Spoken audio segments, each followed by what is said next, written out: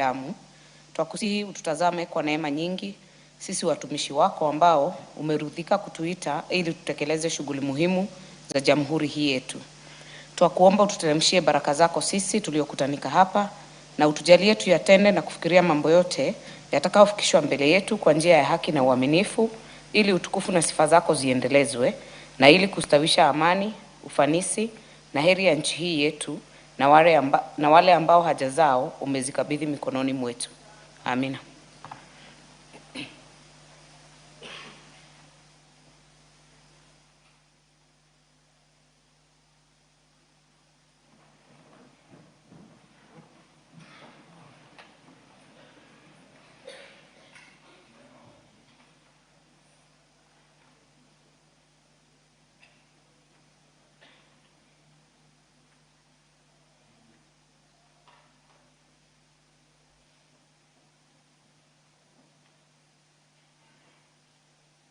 Sergeant at Arms.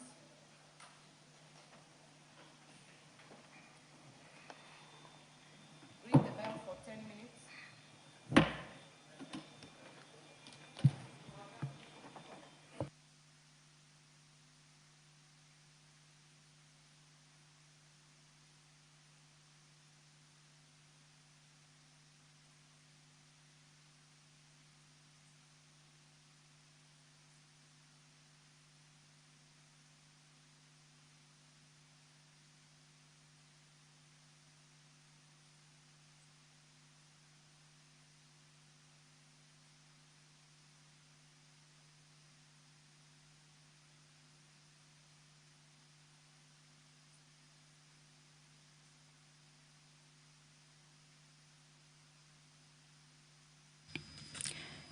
So the prayer has been said and the chair taken. However, there is a quorum hitch at the commencement of the House. Honorable Martha Wangare, the first chairperson of the committees, has directed that the quorum bell be rung for 10 minutes, of course, as provided for in the House Standing Order number 34, for the House to be able to correct and also for it to be able to commence. So that is the entrance into the chambers. Members of the National Assembly, we can see they are making their way into the House, of course, to be able to join their colleagues and also participate in the business that has been lined up for consideration at this afternoon plenary sitting.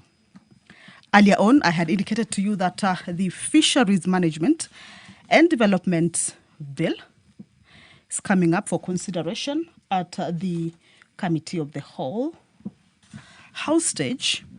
This is the stage where the members of the National Assembly shall be taking into consideration clause by clause this particular bill. They shall be looking at any amendments that may have been forwarded to the House. Remember, the Committee on Blue Economy, Water and Irrigation engaged the members of the public for their opinions as well as views regarding this particular bill.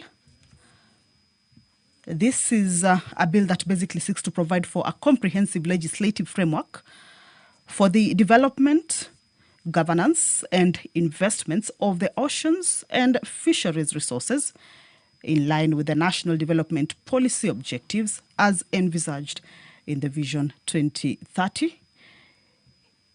It is aligned to international and regional instruments governing global fisheries and the relevant national laws, and the bill seeks to align the governance of fisheries sector to the Constitution of Kenya 2010, which call for sustainable use of the natural resources for the benefit of the people of Kenya and governance at the country and at the county and the national level. So basically, this is also a bill that concerns county government, in that there are provisions of the bill that affect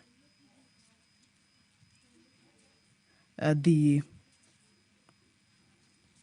functions and powers of the county government. So as we have seen here, is that it is a bill that seeks to ensure the sustainability in the use of the natural resources for the benefit of the people of Kenya and governance at the county, both levels of governance, that is the county and the national level. So there are amendments that the committee shall be moving regarding the opinions that they received from public participation. Also, there are individual members who will also be moving various amendments on this particular bill. I have seen the Sergeant at Arms raising that white paper, signaling that the quorum has been attained. Allow me to hand you over. Honorable members, we have quorum. Call out the order.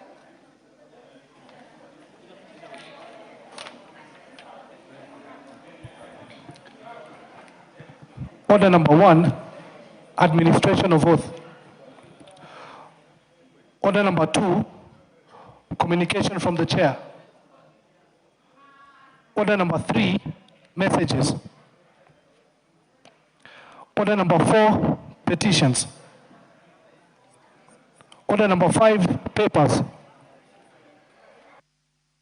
Majority Leader, you have some papers. Thank you, Honorable Speaker. Honorable Speaker, I beg to lay the following papers on the table of the House today, Tuesday, 23rd June 2026. 1. Draft Privileges and Immunities, Ford Foundation Order 2026, and the explanatory memorandum from the Prime Cabinet Secretary and the Secretary for Foreign and Diaspora Affairs.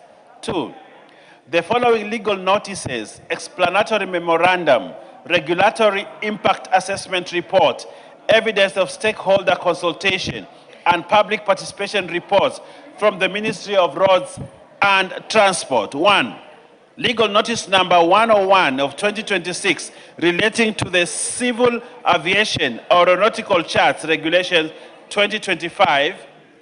And 2.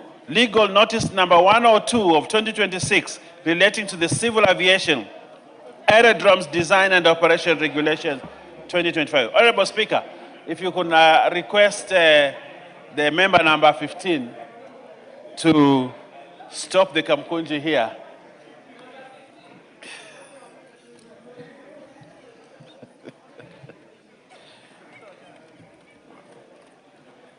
Honorable Majority Leader, are you done with the laying of the papers? No. I'm just being distracted by the member number 15. Reports of the Auditor General and financial statements. Member for Aldai. For the years ended. What is out of order? Honorable Speaker, I think I have a name. I'm called Marianne Kitany, MP for Aldai constituency. I don't know I where actually number did not 15 know you comes were the from. one he was referring to. How did you know he was referring to you? Because I wasn't aware. Honorable Owen, who are you referring to? I'm referring to member number 15, Honorable Speaker. Well, it's not known to me who member number 15 is. So continue. Thank you, Honorable Speaker. So I want to take that again. Number 3, reports of the Auditor General and financial statements for the years ended 30th June 2024 and 30th June 2025, and certificates therein in respect of the following schools. Hold on. You are already on items. Yes. 3. Okay. Arimi Mixed Day Secondary School. Allow me, Yes. before you go to number 3, Yes. because the papers on number 1, the draft privileges and the legal notices need to be committed. I first commit them to the Committee on Delegated Legislation. Namawanga Bahari Secondary School, Bungoma County. Namawanga Bahari Secondary School, Bungoma County. Ngaremara Girls Secondary School, Isiolo County. St. Patrick's Kimukungi Girls Secondary School, Bungoma County. And St. Thomas Aquinas to Meandu Boys High School, Makueni County. Honorable Speaker, I think we need to adjust the microphones. There is a problem. All right, I think now they're okay. Thank you. 4, reports of the Auditor General and financial statements for the year ended 30th June 2025 and certificates therein in respect of the following schools. 1, Bishop Okoth Girls Mbaga Secondary School, Siaya County, Bute Girls Secondary School, Wajir County, 3, County High School, Garissa County, Garissa High School, Garissa County, Kitondo Secondary School, Makueni County, Loreto Kiambu Girls High School, Kiambu County, Mandera Secondary School, Mandera County, Maseno School, Kisumu County, Moi Girls Senior Secondary School, Kajiado County, and lastly, Honorable Speaker, at number 10, Moi Girls School, Mandera County. Honorable Speaker, I beg to lay. Honorable members, the ICT team kindly look into the microphones, including the speakers. Then, before we give the chairperson of the Departmental Committee on Health, allow me, because I know there is a lot of traffic of learners from different institutions awaiting back here to get into the galleries. We recognize them as soon as they come in. In the public gallery, we are recognizing Olbanata Junior School from Subukia constituency, Nakuru County. We are recognizing Lare Primary School from Joro constituency, Nakuru County. And in the speakers gallery, we are recognizing Hill School Kakamega from Lurabi constituency, Kakamega, and Lenjina Junior School from Narok South constituency, Narok County. On behalf of the House and all of us, you are welcome to observe the proceedings of the House, but the member for Lurambi, I will indulge you for 1 minute to welcome those not just from Lurambi, but all of them that are in the galleries.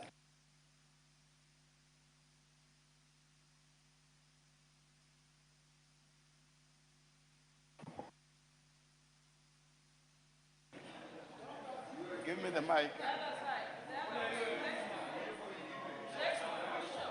All right, okay. Thank you so much. Madam Speaker, on behalf of the 13th Parliament, I wish to welcome all the learners that are here with the accompanying teachers.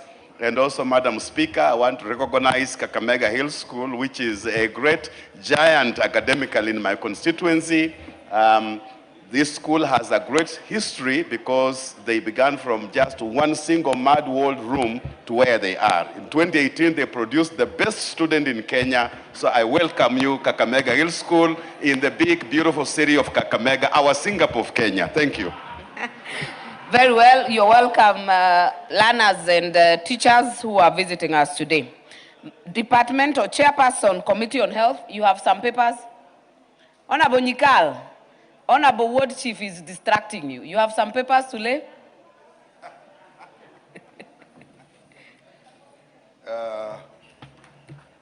Thank you, Madam Speaker. Honorable Speaker, I beg to lay the following paper on the table of the House today, Tuesday, 23rd June 2026.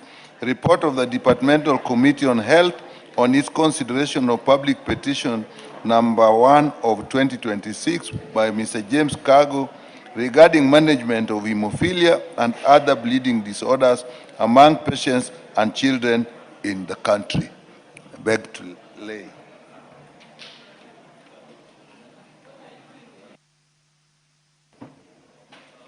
Very well.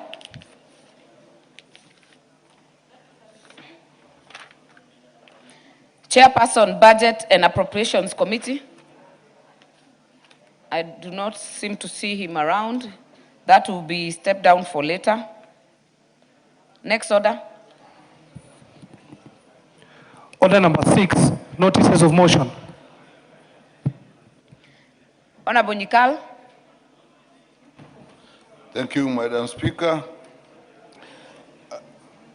Madam Speaker, I stand to give a notice of motion on consideration of public petition number 01 of 2026 regarding management of hemophilia and other bleeding disorders among patients and children in the country. Honorable Speaker, I beg to give notice of the following motion, that this House adopts the report of the Departmental Committee on Health on its consideration of public petition number 1 of 2026 regarding the management of hemophilia and other bleeding disorders among patients and children in this country, laid on the table of the House today, Tuesday, 23rd of June, the year 2026.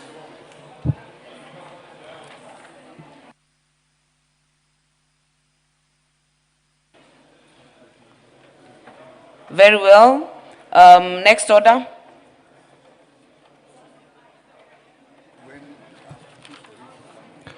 Order number 7, questions and statements. The first chance will go to the ones requesting statements by the honorable member for Tharaka.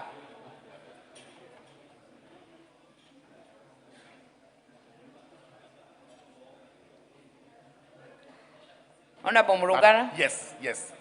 Yes. Thank you very much, Madam Speaker. Madam Speaker, pursuant to the provisions of Standing Order 44.2c, I rise to request for a statement from the chairperson of the Departmental Committee on Administration and Internal Security regarding the mysterious death of a child in the Raka constituency. Honorable Speaker, Ms. Shirley Gatumi Mugendi, a 3-year-old child from the Raka constituency, went missing on the 27th of April 2026. Her body was later discovered on 2nd May 2026 at Iriani village, Bukothima ward in the Raka constituency. The disappearance and subsequent death of the minor have caused anguish to her family and raised concern among the area residents. The circumstances under which the child went missing and the events leading to the discovery of her body remain unclear and require urgent investigation by the relevant security agencies. Such occurrences involving minors are rising in the country and raise serious concerns regarding the safety and protection of children, the response by security agencies to reported cases of missing children, and the capacity of investigative agencies to promptly establish the cause of death and bring perpetrators to justice. Honorable Speaker, it is against this background that I request for a statement from the chairperson of the Departmental Committee on Administration and Internal Security on the following. 1. The circumstances surrounding the disappearance and the subsequent death of Ms. Shirley Gatumi Mugendi, including the motive and whether the deceased was a victim of child abduction. Number 2, the steps taken and investigations undertaken by the relevant agencies upon receiving the report of the missing child, and including the timelines of response, such efforts and recovery of the body. Number 3, the status of investigations into the death of the child, including whether any suspects have been arrested and questions in connection with the matter. Number 4, the measures being taken to ensure that the family of the deceased receives justice. And number 5, the measures put in place to strengthen child protection, community policing, and rapid response mechanisms in cases involving missing children. Thank you very much, Honorable Speaker.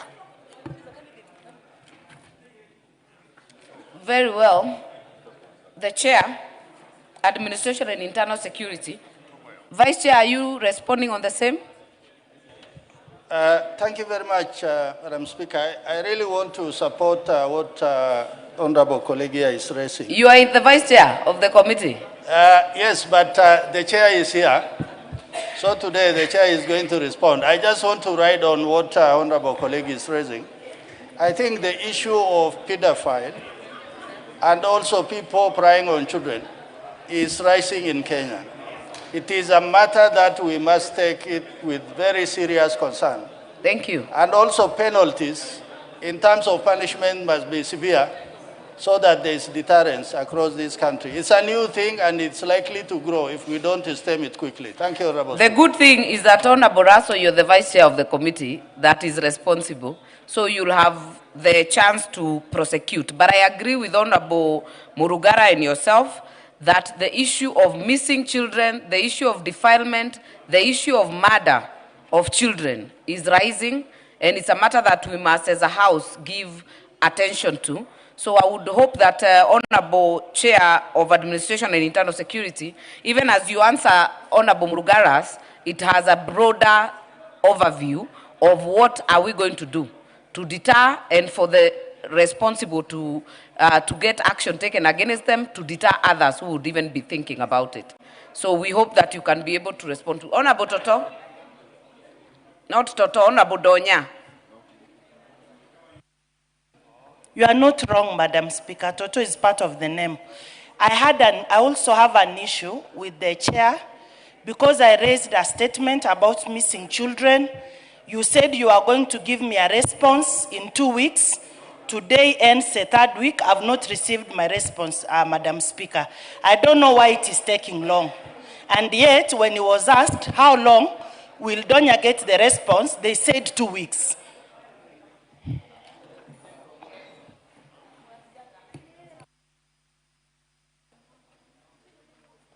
Thank you, Madam Speaker. On the issue of when to respond to George Murugara, given the sensitivity of the matter, we'll try to get the response, even if it's preliminary, on Thursday 2nd. And I know still have one of your response.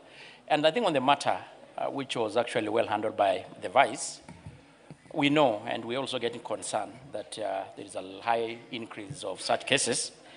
But because we may be having the minister and, of course, the security agencies sometime this week, we may also put as one of the issue to be really addressed and look around on how to address that issue.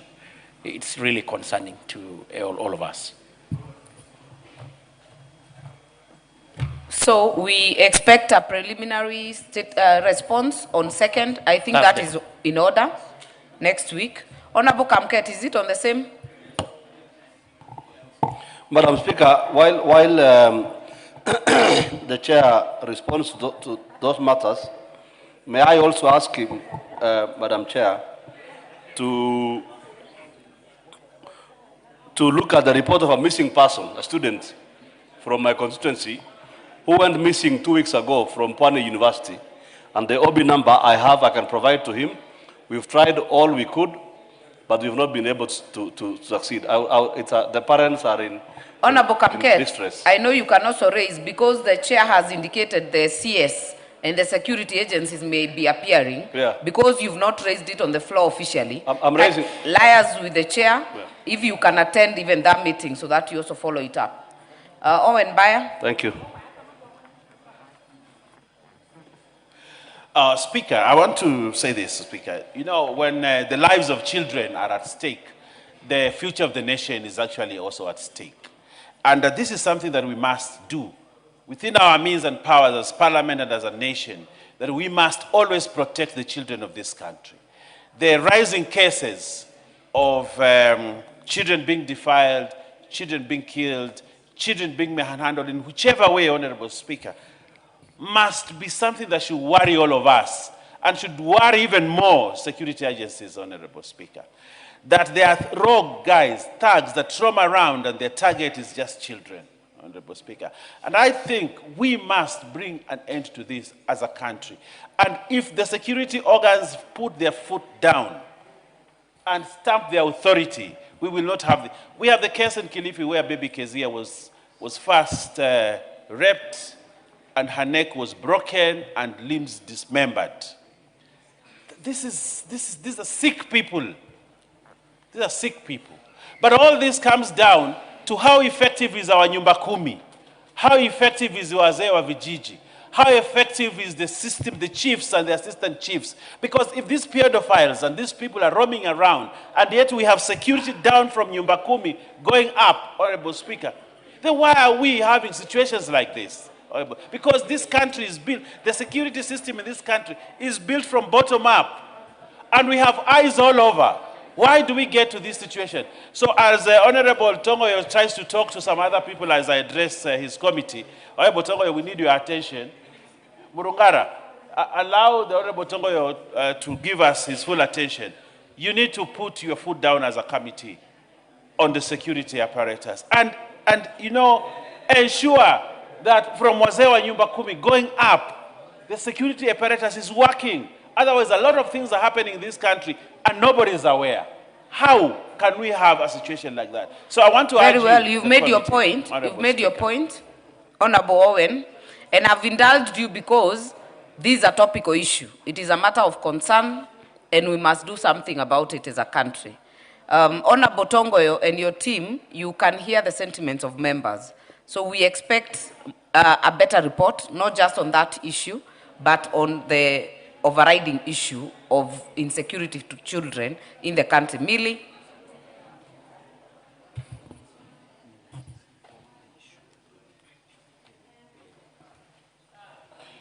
Thank you, Madam Speaker. Madam Speaker, as you know, all my life I've worked around issues of child protection. And I want to agree with the members that it's very concerning what is going on around the country in relation to children. And I would request the committee that when they are considering to let us know whether there's sufficient funds for the counter-trafficking victims fund, for the victim protection fund, that helps when we actually get victims. But above all, can we know whether there is also a challenge in terms of the number of officers that can deal with those cases? Because then maybe the question comes back to us as a House. Otherwise, Madam Speaker, the issue of missing, abducted, and murdered children is becoming absolutely scary, and it's something that I wish even as Parliament we could have actually dealt with it on the 16th of June, which was the Day of the African Child. It's just that I wasn't around to raise it, but the relevant committee should give us that information. Muliungi? You'll be the final one on this. Thank you, Madam Speaker. Madam Speaker, I would like to give information to the Committee on Security because there are so many people who are missing. And last 2 weeks, in my constituency, 6 bodies were found in a mass grave and exhumed. And I made a statement here about the same. And the Security Committee was supposed to respond to me in 2 weeks. Maybe, Madam Speaker, those people who are missing could be the 6 bodies which were found in my constituency, buried in a mass grave, and they have not been identified up to date. Thank you, Madam Speaker. Honorable Chair, you have your work cut out. And there are some issues that Honorable Millie has raised, that you have a desktop kind of look for the issues, because even prosecution, the judiciary, it all ties together. If someone has been suspected of killing a child, if that does not see the conclusive end of actually being jailed or any consequences, it emboldens other perpetrators. So we need to look at it not just from the one case, but all the way to the end. What is the problem? Evidence collection. And I know every member here, if they speak, they have had a story in their constituency that touches children. So I'll give you a minute to just wrap it up. Thank you, Madam Speaker. And I think actually you have really put it very well. And I agree that it has to be a collaboration between both the criminal and justice system. But having said this, Madam Chair, one, I want again to reaffirm that we had called the minister and the security agencies to appear before the committee. We had planned Thursday, but because of the obvious issues, the reasons, we may push it to Tuesday, if it's agreeable between the committee and the CS. But Speaker, we all know that this Parliament appropriated the 2026-27 budget, and there is about 3.9 billion 3 billion Kenya shilling to pay the village elders. And one of the big reasons is that these village elders should be able to help the police and the Gawa officers to the village level and to the household to address such big challenges like the missing and such deaths of children. So it's something that we'll be addressing. And I call upon other colleagues who probably have their question and statement not responded to, they can as well appear before the committee so that we can process at the committee plenary rather. Kindly make timely communication to the affected members for planning. Next statement by the member for Saboti. Are you in the House?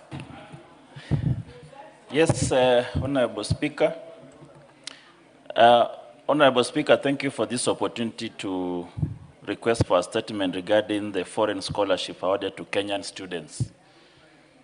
Honorable Speaker, pursuant to the provision of Standing Order 44.2c, I rise to request a statement from the chairperson of the Departmental Committee on Education regarding the award and the distribution of foreign government scholarships to Kenyans. Honorable Speaker, over the years, the Ministry of Education has facilitated awards of a considerable number of foreign government scholarships in recent years. However, little information has been made public on how these scholarships are awarded, including the granting countries, the fields and levels of study, the number of beneficiaries, and the distribution of beneficiaries across counties and constituencies. It is important that the allocation of such opportunities is guided by fairness, transparency, and regional balance so that no county is left behind. Honorable Speaker, it is against this background that I seek a statement from the chairperson of the Departmental Committee on Education on the following. Number one, a comprehensive list of all foreign scholarships awards facilitated, coordinated, or endorsed by the Ministry of Education from 2023 to date, specifying the granting countries, the fields, level, and the duration of study, the number of beneficiaries, the distribution of beneficiaries across counties and the constituencies, and the names of beneficiaries. Number two, the criteria applied in the identification, shortlisting, and selection of beneficiaries, and the measures instituted to ensure fairness, transparency, regional balance, and equality of opportunity in the process. And lastly, a report on the audits and evaluations of the scholarship allocation process, including the extent of compliance with the principles of fairness and the regional balance and the status of beneficiaries. I thank you, Honorable Speaker. Education Committee, Chairperson, not in the House. Vice. Are you a member, Clive? When do we expect the statement? We can try to get that in 2 weeks. 2 weeks we'll be going for recess. Could you bring a preliminary next week? Immediately after recess, just to be safe. Immediately after recess. What is out of order, Millie? Mr. Speaker, Madam Speaker. How can the honorable member purport to be giving answers relating to the government when he is in Linda Mwananchi? He has no response. He has no response from Linda Mwananchi. Order, Millie. Honorable Millie. The Honorable Clive is a member of the committee. He has spoken as a member of the Education Committee. Honorable Caleb, first week after recess.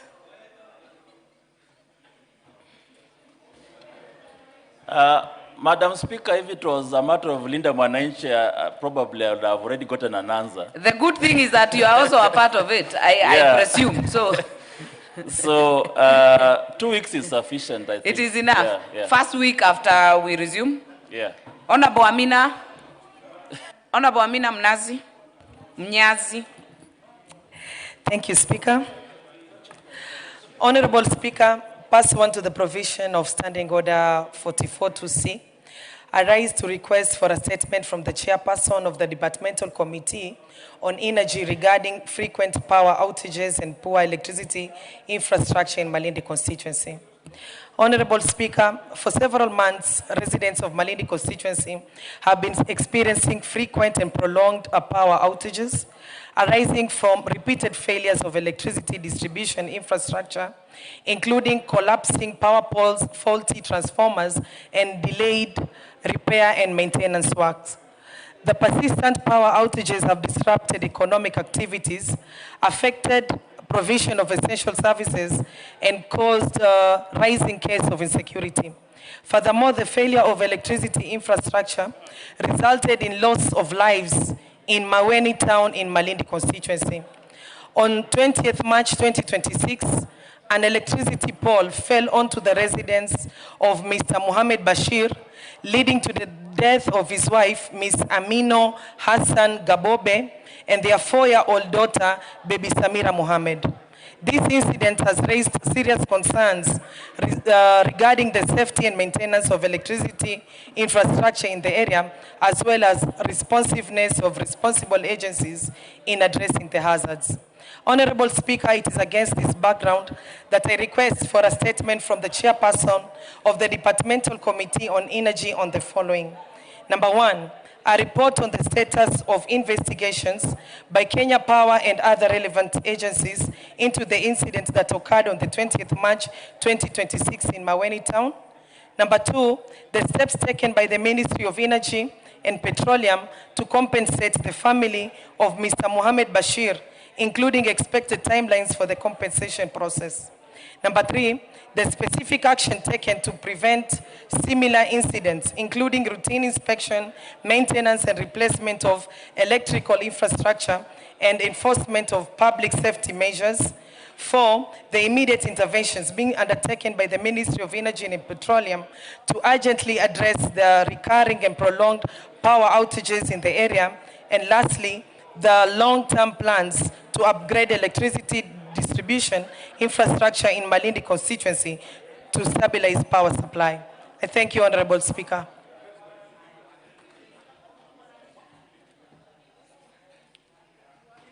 Very well. That goes to the Committee of Energy. Chair, not in the House. Mandazi, are you holding a brief? Thank you, Chair.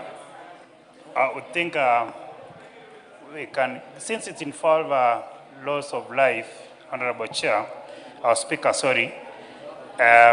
we can give a preliminary report before we proceed for recess, that is next week. But Chair then, Honorable Speaker, then allow me to give the following information to members. I sit in the Energy Committee, and Kenya Power has a charter. And normally Kenya Power at times says that we do not get information on time. I would like to give a USST code to members, because at times there is faultiness in terms of transformers. There is a tree that has fallen and it requires an emergency or someone to give attention to that. The USST that Kenya Power has in case of any emergency, and this be known to the public and to the members of this House, is a *977#. *977#. In case of any emergency, in case of any loss of life, and you need to reach out to Kenya Power as soon as possible. That is the USST that Kenya Power normally gives out. Thank you, Honorable Chair. Bring a response to Honorable Amina's question next Thursday before we break for recess. Thank you, Chair. We will now indulge the member for Kilgoris. Thank you very much, Madam Speaker. I don't know what the Professor Jaldesa is doing there. But, Madam Speaker. Honorable member, Honorable Zunkuli, go on. But advise the Honorable Kibagendi not to block the view. It is out of order to block the Speaker's view. Together with the member of the floor. Together with Professor Jaldesa. Professor Jaldesa, be guided. Go on, Honorable Zunkuli. Honorable Speaker, pursuant to the provisions of Standing Order 44-2C, I wish to request for a statement from the chairperson of the Departmental Committee on Administration and Internal Security regarding insecurity at Angata Barikoi in Kilgoris constituency. Honorable Speaker, on or about the 20th of June and 21st of June 2026, a livestock theft incident was reported in the neighboring Kuria East constituency, where a cow was taken by individuals alleged to have originated from Angata Barikoi. The thieves were then pursued by officers from the anti-stock theft unit station, who were unable to apprehend the suspects. Following the unsuccessful pursuit, the officers instead confiscated cattle belonging to members of the local community. Unfortunately, during this operation, a confrontation arose between the residents and the police officers, resulting in the death of an officer attached to the anti-stock theft unit. Honorable Speaker, following the incident, the security officers are alleged to have subjected residents of the area to be exposed to such violence, with houses being set ablaze, thereby making the matter an urgent and critical one. This raises serious concerns regarding the conduct of the security officers, particularly the apparent use of collective punishment against innocent residents, contrary to the principles of the rule of law and due process. Honorable Speaker, it is therefore against this background that I request for a statement from the chairperson of the Departmental Committee on Administration and Internal Security on the following. 1, the circumstances surrounding livestock theft incident, the death of the anti-stock theft unit officer, and measures being taken to investigate the case and to apprehend the suspects. 2, the reasons for the alleged confiscation of livestock belonging to members of the local community, and an indication on when the livestock will be returned to the innocent residents. And 3, the measures being taken to ensure the protection of the residents, restoration of law and order, and the prevention of further violations of human rights in the affected areas. I thank you, Honorable Speaker.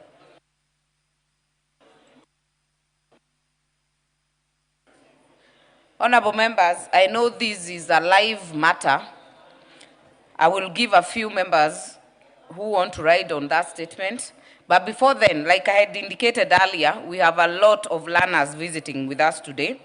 Allow me to recognize in the speakers gallery today, Mogeka School from Kiharu constituency, Murang'a County, in the speakers gallery, and Angela Catholic Academy, Keses, Uasin Gishu.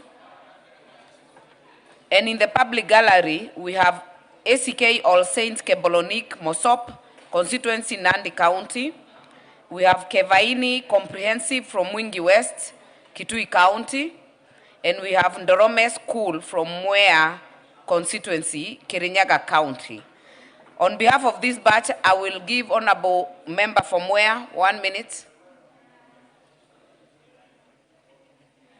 to welcome not only the Mwea learners, but all of them. Thank you, Madam Speaker, for giving me this chance to welcome our learners and our students in the speakers gallery, and in particular the students from Dorome Secondary School. I urge them to work very hard and very smart on their studies and to be disciplined, because education without character, I keep saying, is nothing. I urge you to work very smart, and that one day you return to this honorable house as members of parliament so you can contribute to your constituencies. You can contribute to your constituencies positively. You are welcome, and I hope you are going to enjoy and learn something from the parliamentary proceedings. I thank you, Madam Speaker. Very well. On this, I'll give the member for, let me give Honorable Mandazi, member for Chepalungu. On the statement, not on the schools, statement by Honorable Sunkuli. Yeah, thank you so much. While I congratulate my colleague and senior Honorable Sunkuli for bringing out this matter through a statement, Honorable Speaker, it is very important that the current age that we're living in, livestock or people participating in stealing livestock is something that should be taken seriously. But having said so, Honorable Speaker, it is paramount as well to mention that it is wrong for police officers to use excessive force to children, to use excessive force to women. Honorable Speaker, currently as we speak, there are so many women sleeping outside at the cold.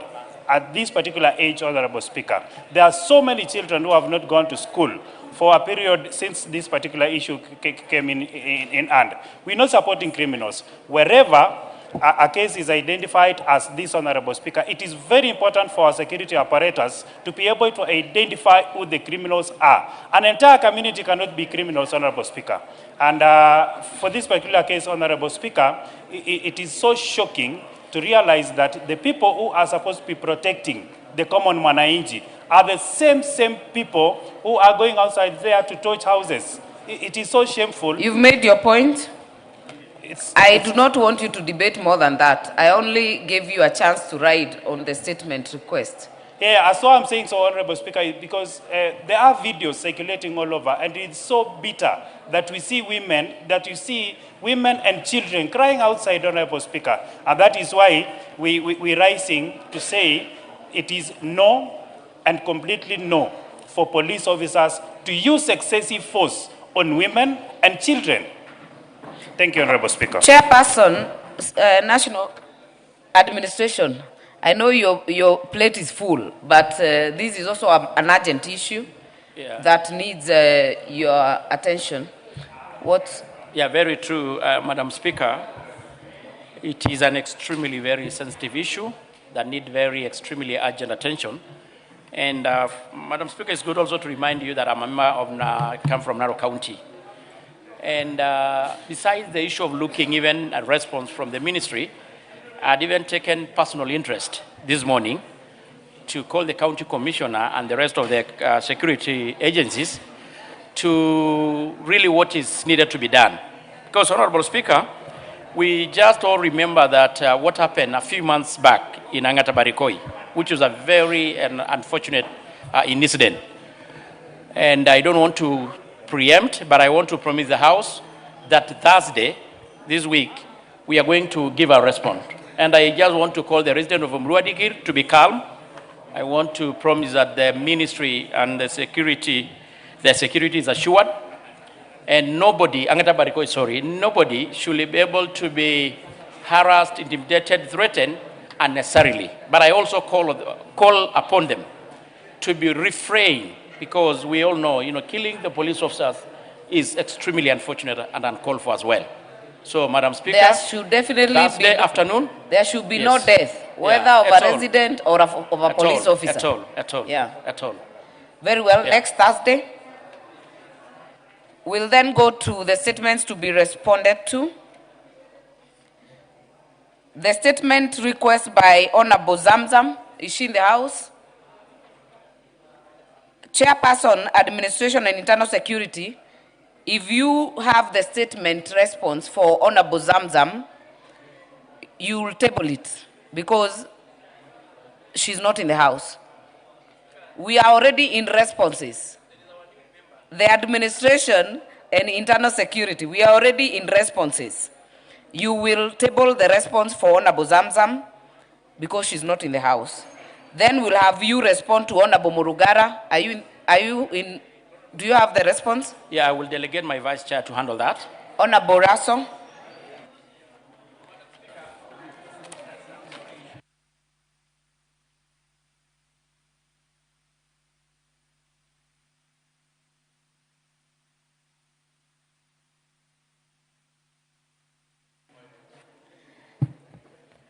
The member for Emurua Dikir. I have only indulged you because you are pretty new in this house. But you were time bad because we already gave the direction. But because you are affected and you're new, I will give you a minute. Thank you, Madam Speaker. As concerning the matter in Angata Barikoi, I would like to urge the chair to speed up the investigation concerning that matter, because many people are suffering in Angata Barikoi. Many of them have just come out of their houses. They are moving around on the road, and we want to speed the investigation concerning that matter, and to ensure that the security apparatus does not injure the people of Emurua Dikir. They should look for the culprits who did the cattle rustlers. They should follow the cattle rustlers because they are known. The area chiefs and the administration in that area should make a follow-up and get rid of the cattle rustling in Angata Barikoi. Very well. That is it will be an additional request to the chair. Honorable Rasso, kindly prosecute the statement for Honorable Murugara. Thank you very much, Madam Speaker. Madam Speaker, The Member of Parliament for Tharaka constituency, Honorable George Murugara, requested to be apprised of the death of Mr. Shadrach Kienge Makembo. The Honorable Member particularly sought the circumstances that led to the death, the status of investigation into the death, the timeline within which the government is expected to conclude investigation.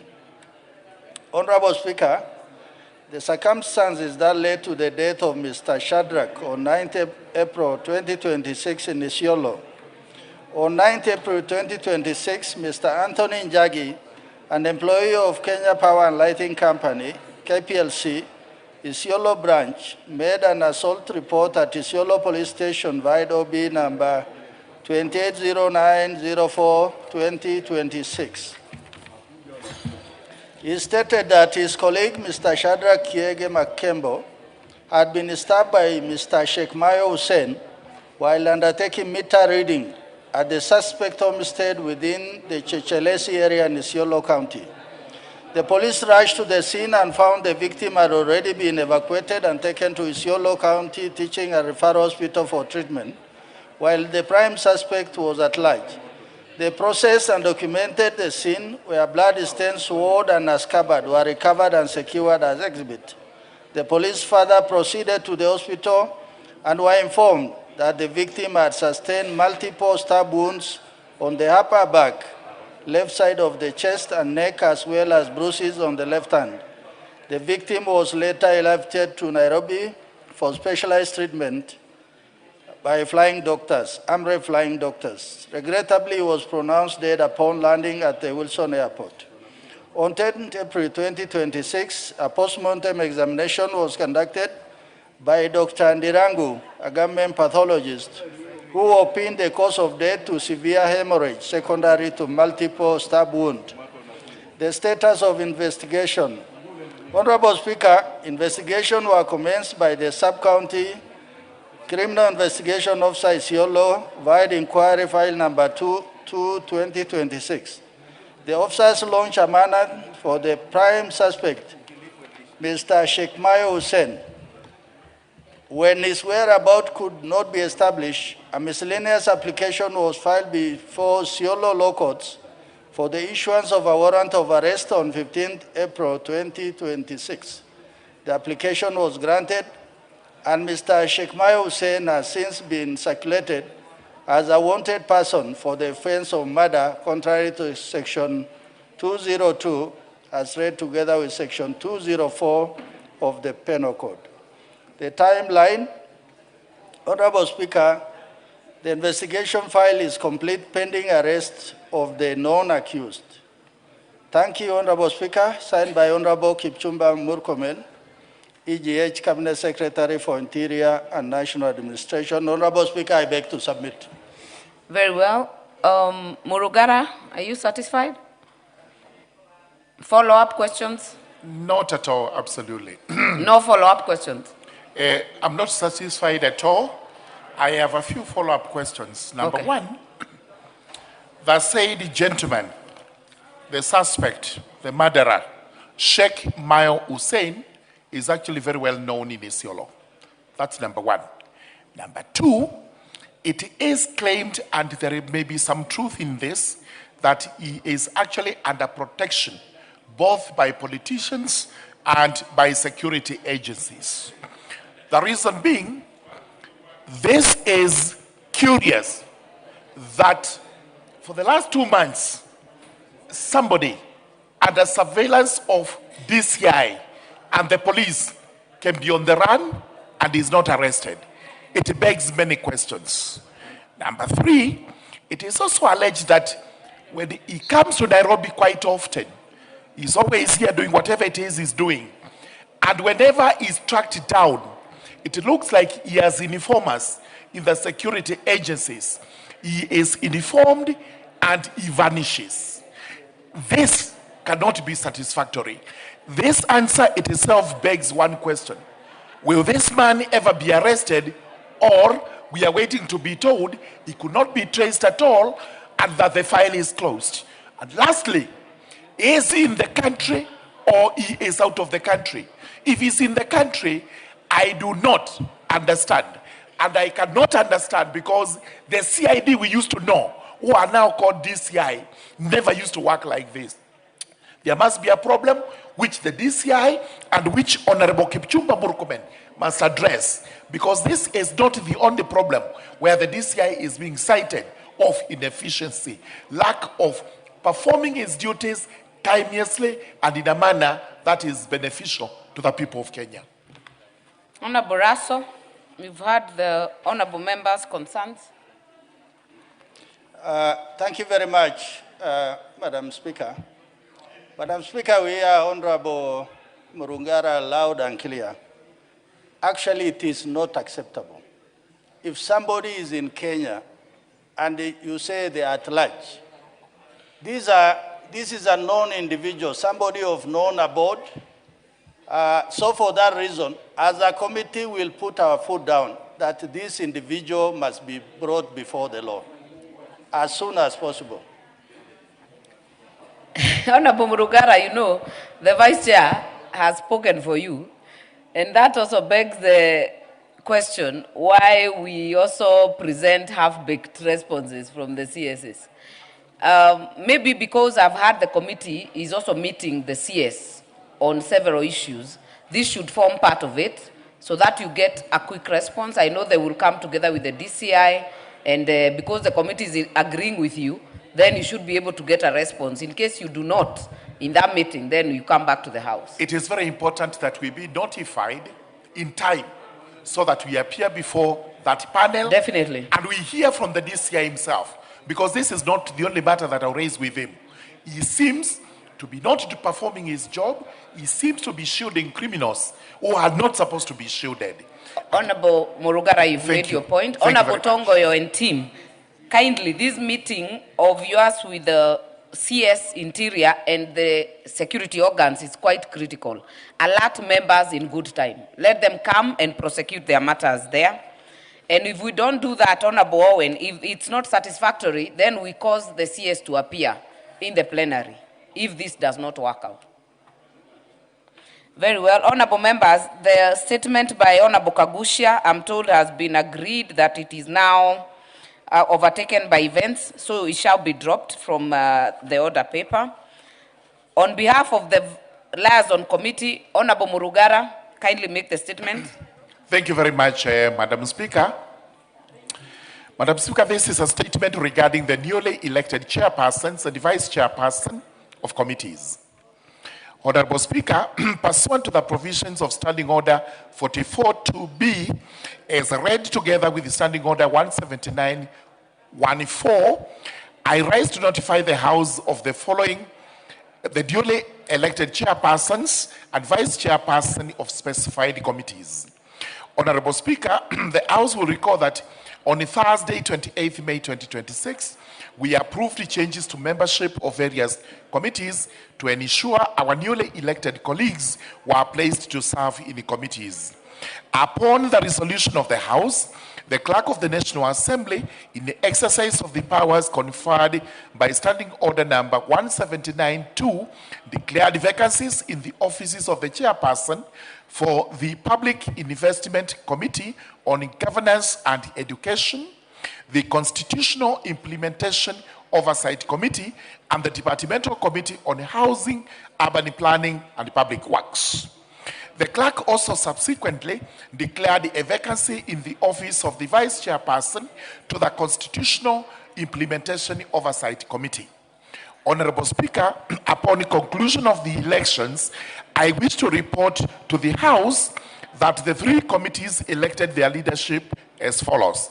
Number one, Public Investment Committee on Governance and Education elected the Honorable CPA Dick Maungo Oyugi, MP, as the chairperson. Number two, the Constitutional Implementation Oversight Committee elected the Honorable William Kamket Kasait, CBS, MP, as the chairperson. And number three, Roman 2, Honorable Umher Aaron Mohammed, MP, as the vice chairperson. Number 3, Departmental Committee on Housing, Urban Planning, and the Public Works elected the Honorable Joseph Kipkosgei Tonui, MP, as chairperson. Finally, Honorable Speaker, may I take this opportunity to congratulate all the honorable members who have been elected and vested with the responsibilities of being chairpersons and vice chairperson of the 3 committees.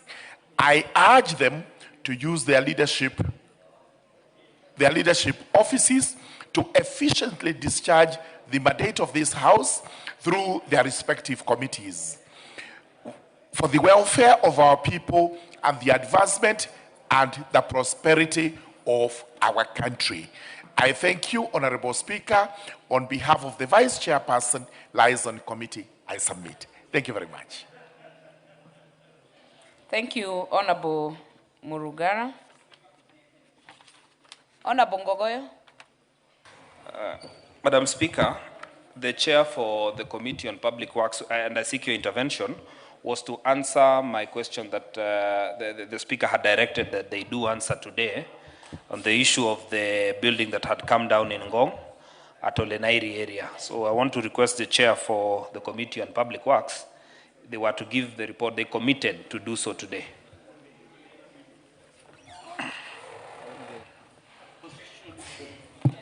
Honorable Gogoyo, I remember that conversation was on this floor. Honorable Tonui, the new chair of the committee, do you have the response? There was a commitment to bring the response because it was urgent. Thank you, Honorable Chair. I'm aware about that statement, and I want to request Honorable Ngogoyo to review with Madam Speaker that I give a comprehensive report during the first week of recess, after recess, first week. Comprehensive report.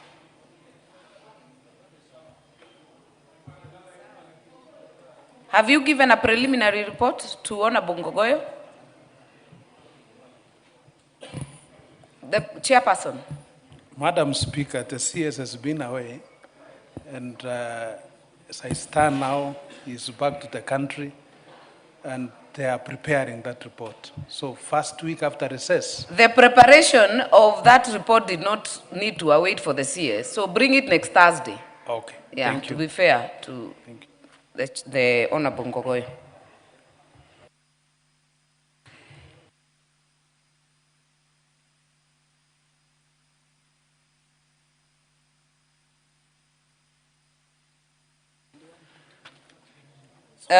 Next order.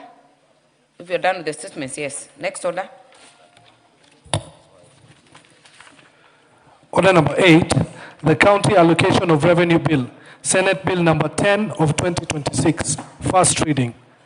A bill for an act of parliament to provide for the equitable allocation of revenue raised nationally among the county governments for the 2026-2027 financial year. The responsibilities of national and county governments pursuant to such allocation and for connected purposes.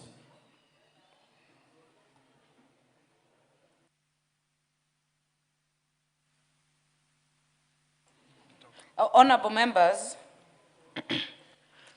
before we call out the next order, order number 9, there will be a reorganization of the order paper. Order number 9 and order number 10 shall be deferred. Shall be deferred from today's proceedings, so we shall proceed to order number 11. Order number 11, Committee of the Whole House.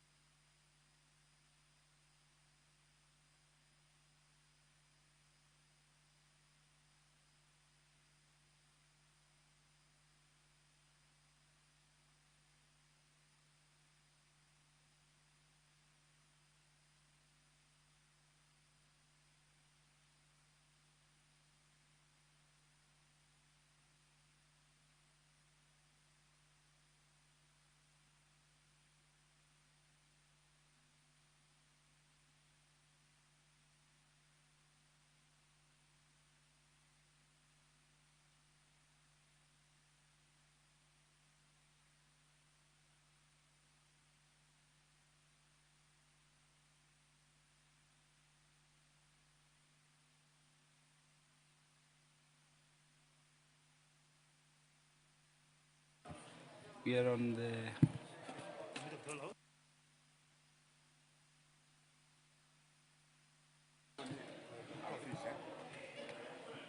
So we go here. Yeah, honorable members, we are in the committee of the Whole House on the Fisheries Management and Development Bill, National Assembly Bill number 29 of 2023. Clause 3. Honorable members, I propose the question that clause 3 be part of the bill. Honorable members, there is no amendment to clause 3. I therefore put the question that clause 3 be part of the bill. Will as many as are of that opinion say aye? Will as many as are of the contrary opinion say nay? The ayes have it.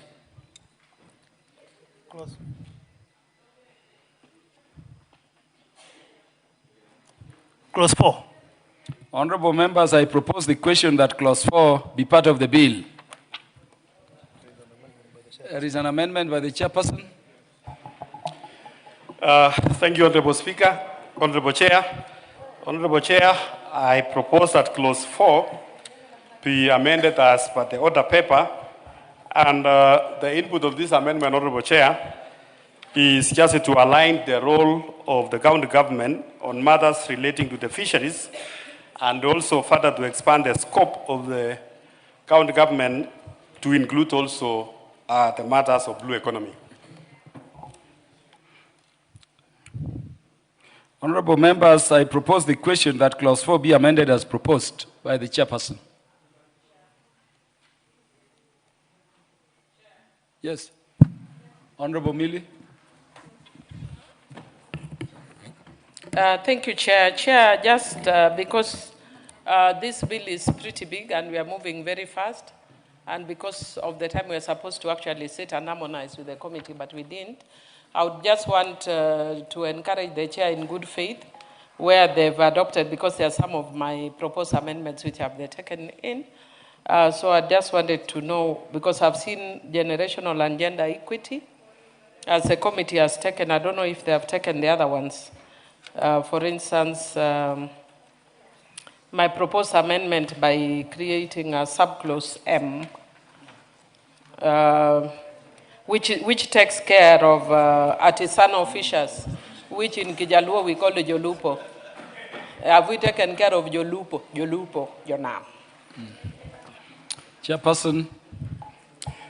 Honorable Chair, many of the proposed amendments by the Honorable Millie, we have incorporated many of them. They are like the clause 4, which she's also has an amendment. I want to agree with Honorable Millie that the committee incorporated that amendment. Yes.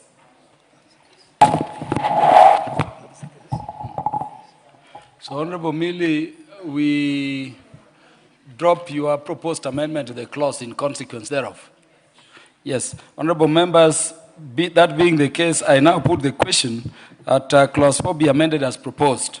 Will as many as are of that opinion say aye? Will as many as are of the contrary opinion say nay? The ayes have it.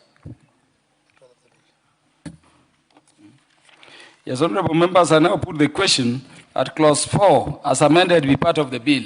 Will as many as are of that opinion say aye? Will as many as are of the contrary opinion say nay? The ayes have it. Clause 5. Honorable members, I propose the question that clause 5 be part of the bill.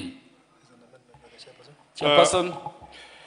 Honorable Chair, clause 5 be amended as per the order paper, and this is a deletion, Honorable Chair, on clause 5 of the bill, which the clause 5 was about the Fisheries Advisory Council, which, Honorable Chair, the Cabinet, some time back last year, there are some institutions under the State Department of Fisheries, Honorable Chair, which were collapsed and merged. And one among is the Fisheries Advisory Council. So we are deleting. Yeah, honorable members, I propose the question that clause 5 be amended as proposed. The Honorable Makali Mulu. And maybe before you speak to the proposed amendment, Honorable Makala Mulu, may I guide Honorable Millie that if this amendment is passed, your amendment will not be proposed because there will be no provision. Okay. Yes, Honorable Makali Mulu. Yeah, thank you, Honorable Chairman. Honorable Chairman, I've listened to the Honorable Kagogo. While the deletion might be just civil, I'm just wondering, are you only deleting because they were merged, or is it because there's no value addition? Because if there was value addition by this advisory council, then you could still have it in this, so long as it will add value to the whole process. I would want to hear, is it because it's just a merger, or you think the purposes and whatever work was expected of them will be done by the lower level? The chairperson, you may clarify. Honorable Chairman, the Fisheries Advisory Council was there in the previous government. And this one, because at that time, we didn't have a State Department for Blue Economy and Fisheries. It was just a department in the office of the President called the Advisory Council, which was advising the President on issues fisheries. But now, as a government, we have a ministry and also a State Department in charge of Blue Economy and Fisheries, which is now handling all those issues the Advisory Council were doing then. Thank you, Honorable Millie Odhiambo. Thank you, Chair. Chair, of course, at the face of it, actually, an advisory council would be good because it's more permanent, and when other governments come, they may not prioritize a department. However, if you actually look at the way it was crafted, there were so many conflicting mandates. And so one has to give way. And because one has to give way, I think if the advisory council gives way, it's okay. So I agree with the committee, except, Chair, if you look at the amendments that I was proposing, the amendments were actually giving the mandate to this advisory council on issues to do with artisanal fishers. When this original bill that was actually declared unconstitutional by the court was brought, you could see the legislative thinking was for fishers in the ocean. It didn't think of inland waters or those who fish inland. And because of that, the mention of artisanal fishers is more accidental than deliberate. So I would want to encourage, if the committee would agree with me, I will be proposing later an amendment bringing apart specifically speaking to the welfare of artisanal fishers. Not necessarily the fund, but just the welfare, the rights of artisanal fishers. So if, because I agree with you to delete that, I hope you will also support me when I'm dealing with my Jolupo. Thank you. Yeah, Honorable Millie, your point is made. Honorable members, I now put the question that clause 5 be amended as proposed. Will as many as are of that opinion say aye? Will as many as are of the contrary opinion say nay? The ayes have it. Honorable members, I now put the question that clause 5 as amended be part of the bill. Will as many as are of that opinion say aye? Will as many as are of the contrary opinion say nay? The ayes have it.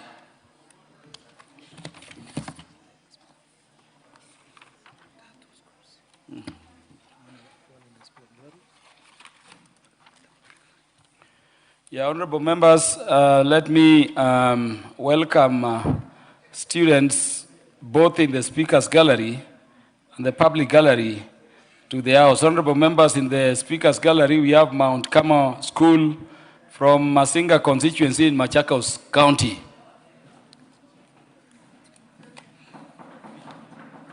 And in the public gallery, we have Kiangweni Academy from Gichugu constituency, Kirinyaga County.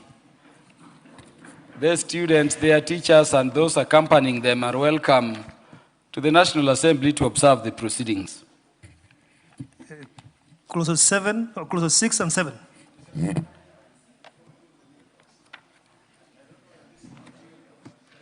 Mention. Yes. I know this material, maybe you can guide us, Honorable Chairman. Clause 5, you know it was a deletion. So you have read that it should remain part of the I don't know whether that is substantial or it's something I just think, you know. But since it's a house of record, it's already in our records. I don't know what is the way forward. Yeah, it is deleted. It is deleted. Yeah, it's not part of the bill by consequence of that decision. Yeah, honorable members, I propose that clauses 6 and 7 be part of the bill. Honorable members, there being no comments, I now put the question that clauses 6 and 7 be part of the bill. Will as many as are of that opinion say aye? Will as many as are of the contrary opinion say nay? The ayes have it. Clause 8. Honorable members, I propose the question that clause 8 be part of the bill. Chairperson. Honorable Speaker, Honorable Chairman, clause 8 be amended as per the order paper, and this amendment, Honorable Chair, provides just a clarity of the functions of the Kenya Fisheries Service, and aligns also the roles in line with the two levels of government, the county government and the national government. And further, Honorable Chair, the Kenya Fish Marketing Authority established under clause 2 has been deleted. In line with the Cabinet Directive on reforms of the state corporation, the amendment also, Honorable Chair, seeks to align the provisions of the directive by deleting the references to the authority and subsequent transfer of marketing authority to functions to Kenya Fisheries Service. Yes, Honorable Mili. But Honorable Mili, before you rise on a point of order, do I propose the question? Okay. Honorable members, I propose the question that clause 8 be amended as proposed. Honorable Mili. Thank you, Chair. Chair, just wanted to seek your direction because what the committee is seeking to do is to delete clause 8 and substitute with a new clause. And Chair had proposed amendments which don't go against what they are proposing, but there were amendments to the old clause. So how do we go about it? Because I still want to retain my amendments to that 8. Yeah, you've done well to seek clarification from the study of the corresponding amendments and the bill. If the amendment by the committee, is approved by the House, your amendments in terms of paragraph F, L, and new paragraph PA will fall. You will therefore remain only to move amendment in respect of paragraph A. But, Mr. Speaker, the paragraph PA is a new one. Yes, it's a new one, but it is materially at par with the amendments being proposed by the chair, if you look at them keenly. Okay. Thank you. Yeah, Chair, you want to... Yes, and I also want to ask Honorable Mili, Honorable Chair, but even what she was proposing, it's already captured under the clause 8C of our committee amendments. So it is in line with our clause 8C. Yes. You are speaking in terms of what would remain. Yes, what you wanted to do. Yes. The amendment Honorable Mili is proposing in terms of A, you say will be covered under your clause C. Yes, and it's covered. Yes. And we have captured as a committee. Honorable Mili, if that is so, then it means your entire amendments will fall.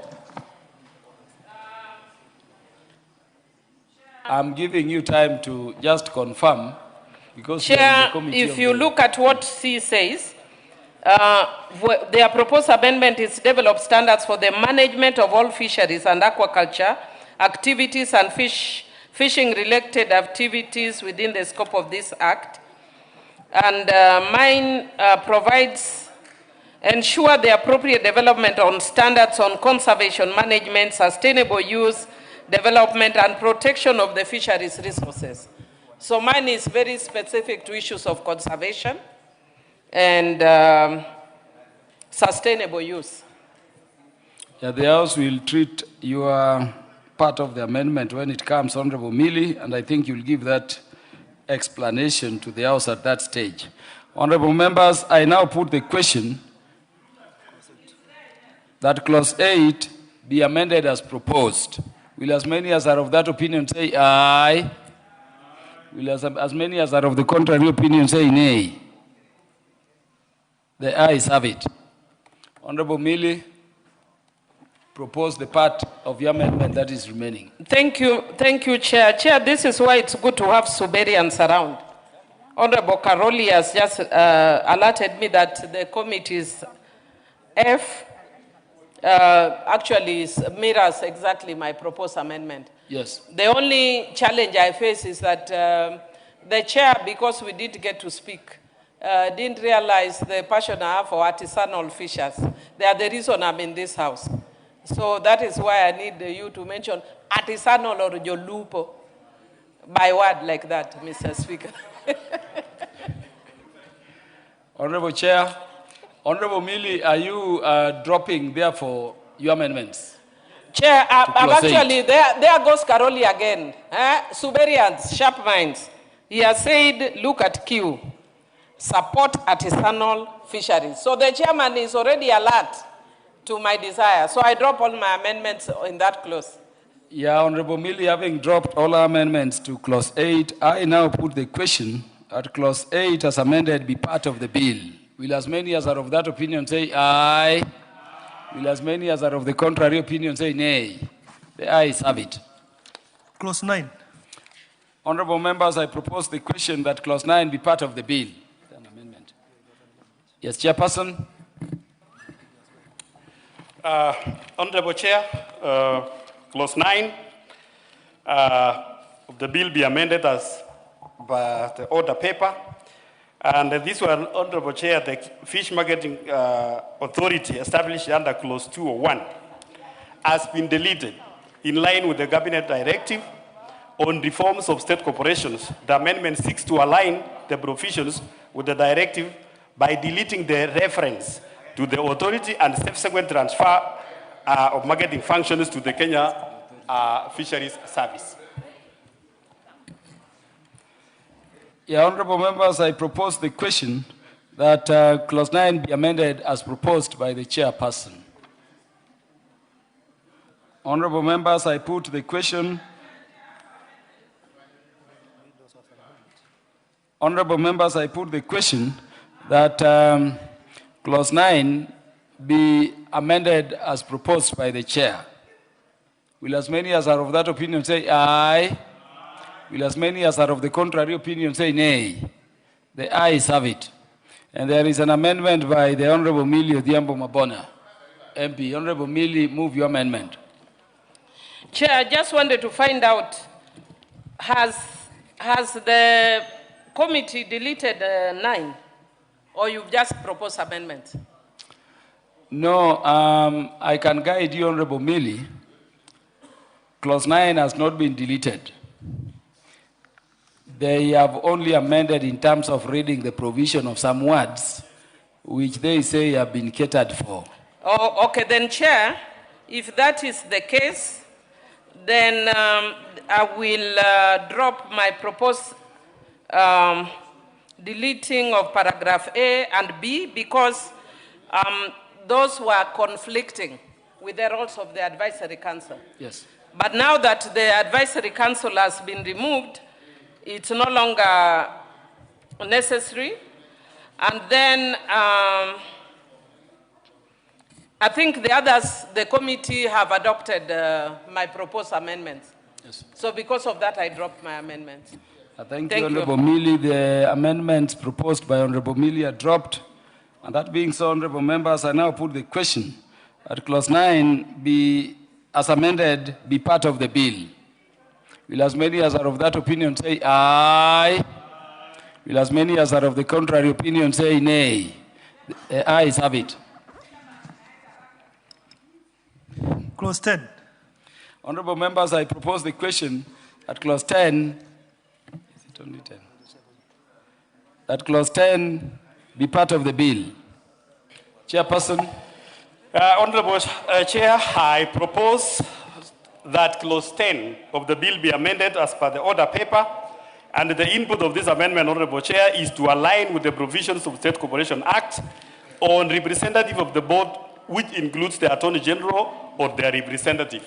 Further, Honorable Chair, the amendment seeks to provide a representation of the county governments in the board of the service, noting that the functions given to the service have a direct and indirect impact on the functions of the county government.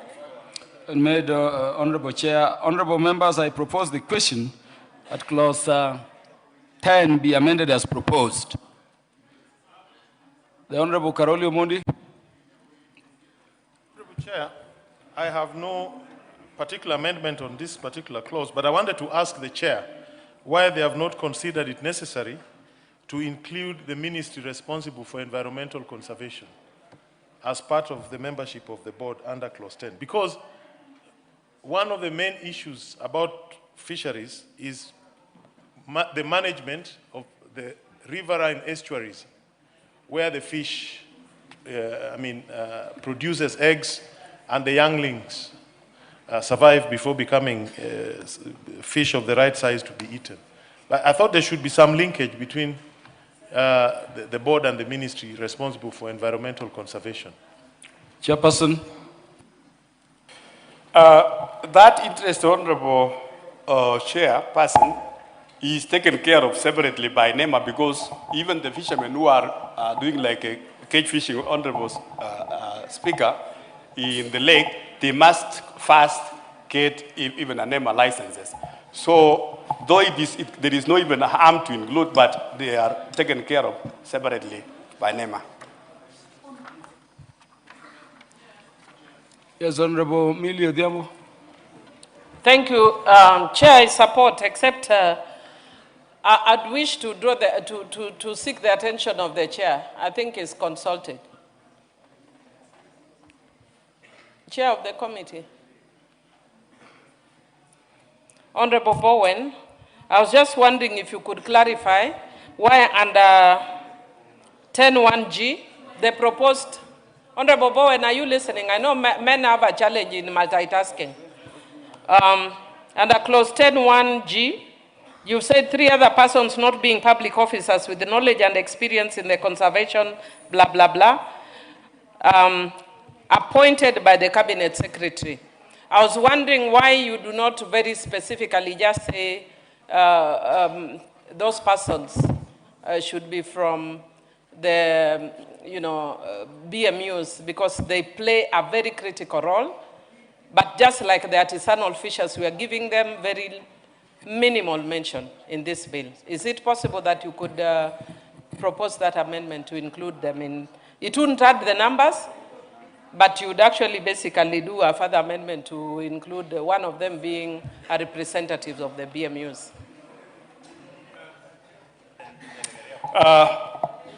Honorable Chair, I take the concerns by the Honorable Millie and the Honorable Karoli Omondi, but I want to take them to part D of the bill, which is the interagencies monitoring, control, and surveillance unit. That is page 993 of this. And you can see the representation. The representation there, Honorable Chair, if you allow me to read, is the Director General of Fisheries, who is the chair, representative of the police, representative of the judiciary, the county government, the BMUs, the representative of the NEMA, the representative of the public health and sanitation, the representative of the defense, water, wildlife, maritime. So all those agencies are there. Yeah, Chair, would you also read clause 10C, 10.1C of the bill before amendment? Just if Honorable Karoli could be satisfied that knowledge on matters environment is catered for. Yes, Honorable Chair, that is part C. The 5 members, these are the membership of the board. The 5 members not being a public officers openly appointed by the cabinet secretary for their long-term knowledge and experience in the conservation management development. That's what you are. Yes, and it's replaced that with specific mentions of agencies like the National Environment Management Authority. Yes, honorable members, I now put the question that closed. Yes. Yes, that is Honorable Owen Bayer.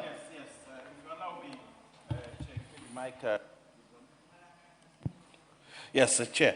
I note very interestingly that the Chair is proposing the Cabinet Secretary under 10.3, the Cabinet Secretary shall, in making appointments under subsection 1G, have regard to the principles of gender parity, age, and all that. That is under section 1G. But, Chair, if you look at the appointments in A, B, C, D, E, and even F, we have had these situations where that all these principal secretaries probably come from the same gender, or probably come from the same ethnic group, or probably come from the same village. Because of the designation that they are appointed, they are already in office.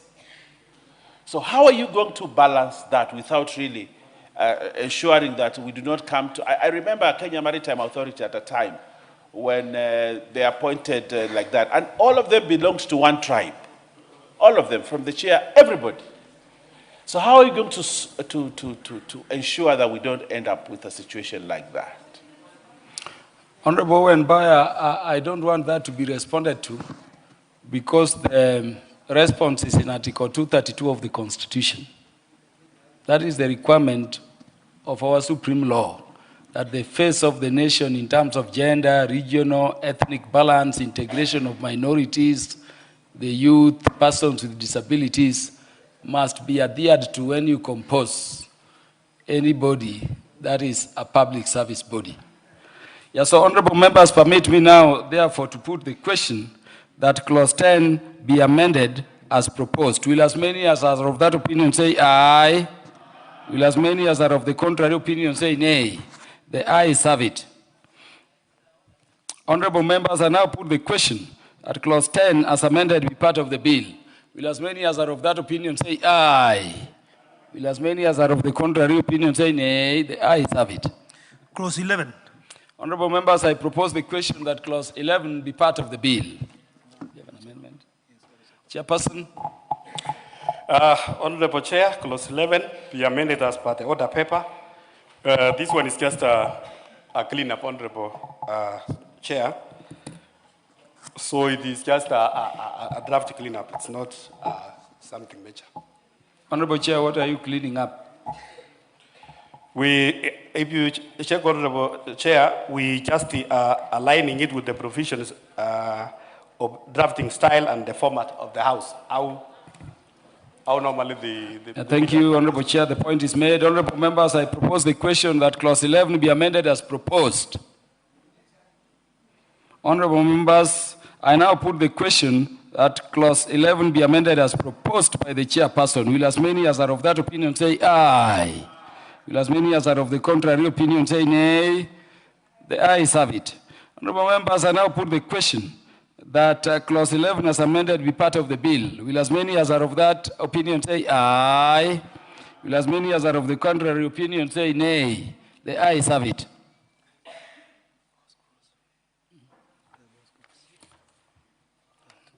Yeah, honorable members, let me welcome visiting students from our institutions to this house. We have students in the speakers gallery. Oh, really? We have Kipsieinan Secondary from Rongai constituency, Nakuru County.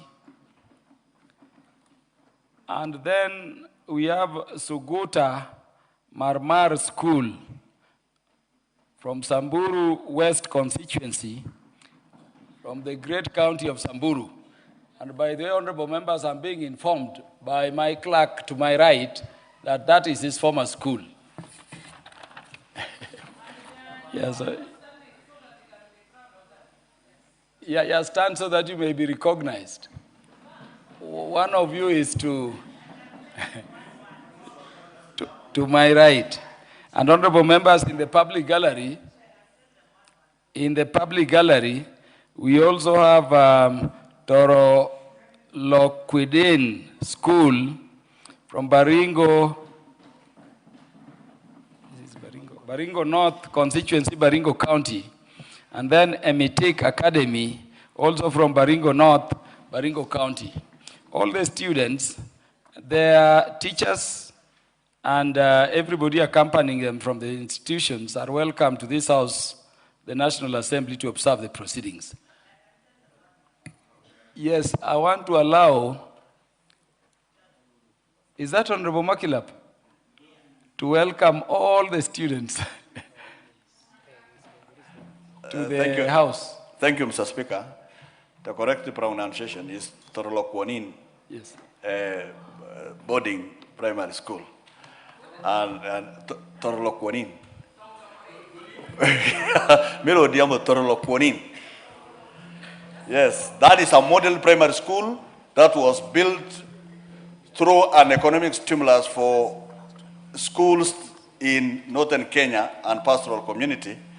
Then Minister Elmi was in charge of northern Kenya and those areas. And it is one of the best, under the leadership of Raila Amolo Odinga during the Nusumkate government. And Baba wanted everywhere in Kenya to be brought up in development. So Speaker, Torolokwanin model boarding primary school is one of the best public primary schools in Baringo North constituency. Emitik Academy is the only academy, private academy, in Baringo West. Remember, Mr. Speaker, I'm a member of parliament of 2 sub-counties. So in Baringo West sub-county, Emitik Academy is the best. In public, Torokwanin is the best. And I have liked Samburu. Samburu, the great people, the students from Samburu, the Sukuta Marmar. You know, you have difficulties in pronouncing these things, but for us pastoralists, we know how to pronounce. It's called Sukuta Marmar, and it is in Samburu. So, Speaker, I want to congratulate these children from pastoral communities, children that could not have had an opportunity to go to school, but they have an opportunity to reach parliament. So, Speaker, these children, students from these schools, are destined for greatness. If only they work hard and become disciplined, they will find themselves in this house sometime in their future if they work very hard. Mr. Speaker, I wish them success. The director, Banaja Suban for Emitik, and Mr. Joel Kilanga, the head teacher of Torokwanin, and the good friends of mine from Samburu, Sukuta Marmar. All the best as you go back home. Go and work hard. No more strikes in Kenya. No more indiscipline in Kenya. It is Kenya Students for Peace. Thank you, Mr. Speaker. Thank you, Honorable Makilap. It would be remiss if I didn't allow the MP for Samburu County to also welcome all the students to the National Assembly. I was really raising my hand so that I can also get a chance to welcome all the students, and particularly students from Samburu County, Sukuta Marmar Primary School. Mr. Speaker, you know they have traveled so many hours to be here to come and see the proceedings, and also to see Kenya. Because there are so many things that are not in Samburu, but they are here in Nairobi. So I want to take this chance to welcome them here, plus all the other students to come and see the proceedings of this house. And also I want to encourage them to work hard. We are here today representing them, but tomorrow we expect them to be here. Sukuta Marmar is one of the best public schools in Samburu, which is a very well-performing school, which has a very high population. So I want to welcome them, plus their teachers, those who have accompanied them to this house to see the proceedings, and also wish them success in their trip in all the other places that they visit in when they are still here in Nairobi. Thank you, Mr. Speaker, and welcome all the students. Thank you. Well, it is beautiful to have all the students within the National Assembly, especially on a day a former student or pupil in one of the schools is guiding the chairperson of the House in terms of how to proceed with the committee of the whole House process. You are welcome to the House to observe the proceedings. Yeah, we'll go back to main business. Clause 12. Honorable members, I propose the question that clause 12 be part of the bill. It's an amendment. Chairperson.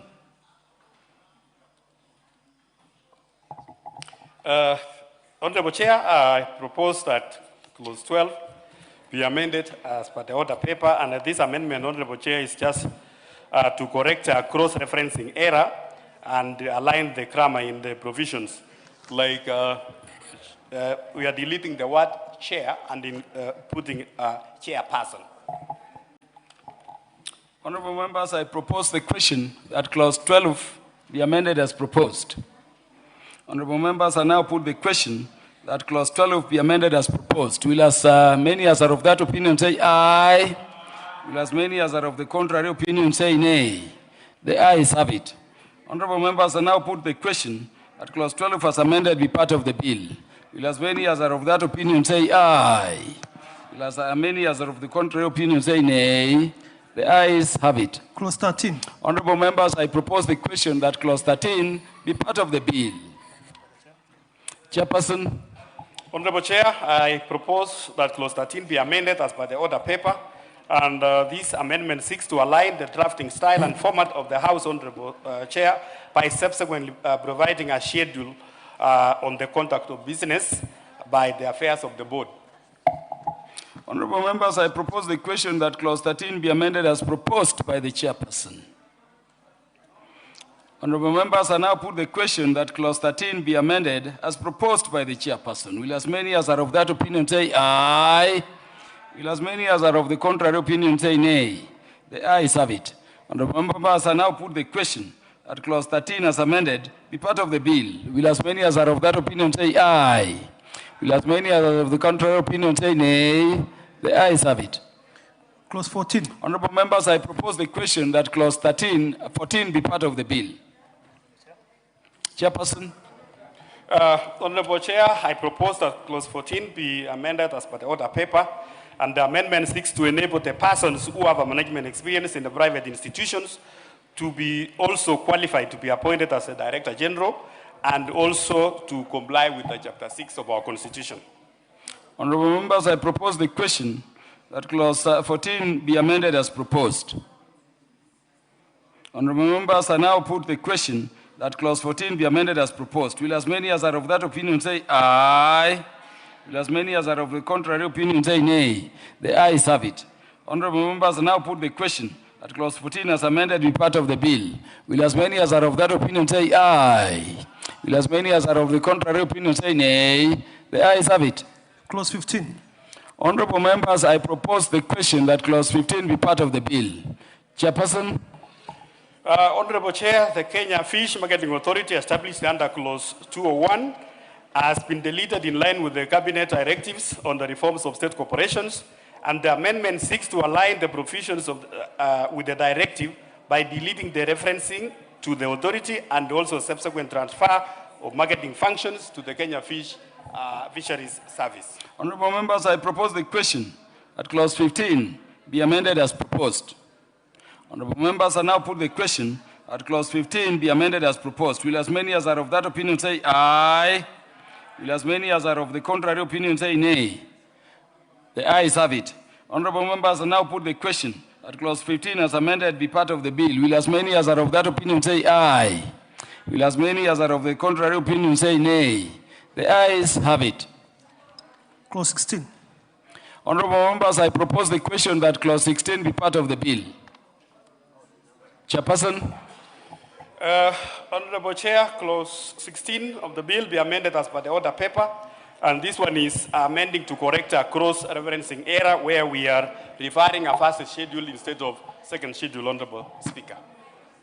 Honorable members, I propose the question that clause 16 be amended as proposed. Honorable members, I put the question that clause 16 be amended as proposed. Will as many as are of that opinion say aye? Will as many as are of the contrary opinion say nay? The ayes have it. Honorable Millie, you have an amendment to clause 16. Yes. Yes. Chair, I propose that 16 be amended as per the order paper. And Chair, what I'm seeking to do is that the board is given a mandate to provide for a staff superannuation scheme to determine service to the employees of the service. And I'm saying as per the Constitution, it should be in consultation with the Salaries and Remuneration Commission. Honorable members, I propose that clause 16 be further amended as proposed by Honorable Millie Odhiambo. Chairperson. Honorable Chair, I want to plead with the Honorable Millie Odhiambo to drop this amendment because to me it amounts to over-legislation because already our constitution provides that matters to do with salaries, we must consult with the Salaries and the Remuneration Commission. So it's already provided. Honorable Millie makes good sense. Chair, it also makes good sense to provide even when it's already there, because even the Bible tells us, remind them even when they know. That's why we are also providing for gender, youth, they're all in the Constitution. It doesn't take away, it only strengthens. Honorable So Charles, I would actually then encourage the chair to support it. Honorable Charles Ngusia. Chair, there is nothing wrong like over legislating. I sit in one of the audit committees and sometimes the CEOs end up doing a lot of errors. So I think what Millie has proposed is very important. We include it here. It doesn't cause any harm or danger, including it, Chair. So I support Millie's amendments. Yeah, honorable members, I now put the question at clause 16 be further amended as proposed by Honorable Millie. Will as many as are of that opinion say aye? Aye. Will as many as are of the contrary opinion say nay? The ayes have it. Honorable members, I now put the question at clause 16 as amended be part of the bill. Will as many as are of that opinion say aye? Will as many as are of the contrary opinion say nay? The ayes have it. Clause 17. Honorable members, I propose the question at clause 17 be part of the bill. Chairperson. Honorable Chair, the proposed at clause 17 be amended as per the order paper. And this one, Honorable Chair, the fisheries being a default function, the amendment seeks to provide an appointment of authorized officers, both at the national and county level, appointed by the Cabinet Secretary and the county CEC in charge of fisheries, respectively. Honorable members, I propose the question that clause 17 be amended as proposed. Honorable members, I now put the question at clause 17 be amended as proposed. Will as many as are of that opinion say aye? Will as many as are of the contrary opinion say nay? The ayes have it. Honorable members, I now put the question that clause 17 as amended be part of the bill. Will as many as are of that opinion say aye? Will as many as are of the contrary opinion say nay? The ayes have it. Clause 18. Honorable members, I propose the question that clause 18 be part of the bill. Honorable Chairperson. Chair, yes, Honorable Chair, I propose that clause 18 be amended as per the order paper. And this one, Honorable Chair, the position of an honorary fisheries officers are unnecessary and no such officers have been appointed since the enactment of the Act. Hence the proposal to delete this provision. It was, this is a provision, Honorable Chair, that they needed to provide an honorary fisheries officers, which to us, so it is not necessary. Yeah, honorable members, I propose the question at clause 18 be amended as proposed by the chairperson. Honorable members, I now put the question that clause 18 be amended as proposed. Will as many as are of the same opinion say aye? Will as many as are of the contrary opinion say nay? The ayes have it. You see, what it means is that that clause is wholly deleted. And so you don't need to put the final question. Next. Clause 19. Honorable members, I propose the question that clause 19 be part of the bill. Committee chairperson. Honorable Chair, I propose that clause 19 be amended as per the order paper, and this one is a clean up, Honorable Chair, with the drafting standards, and further to amend the amendment 6 to align the title of the Treaty Making and Ratification Act with the new cap number issued under cap 4D. Honorable members, I propose the question that clause 19 be amended as proposed.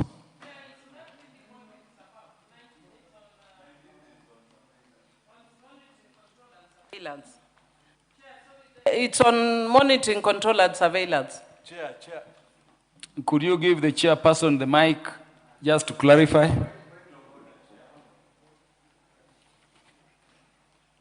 Honorable Charles Ngusia, you are not yet recognized. Let the chairperson make the clarification, or you want to inform Honorable Millie?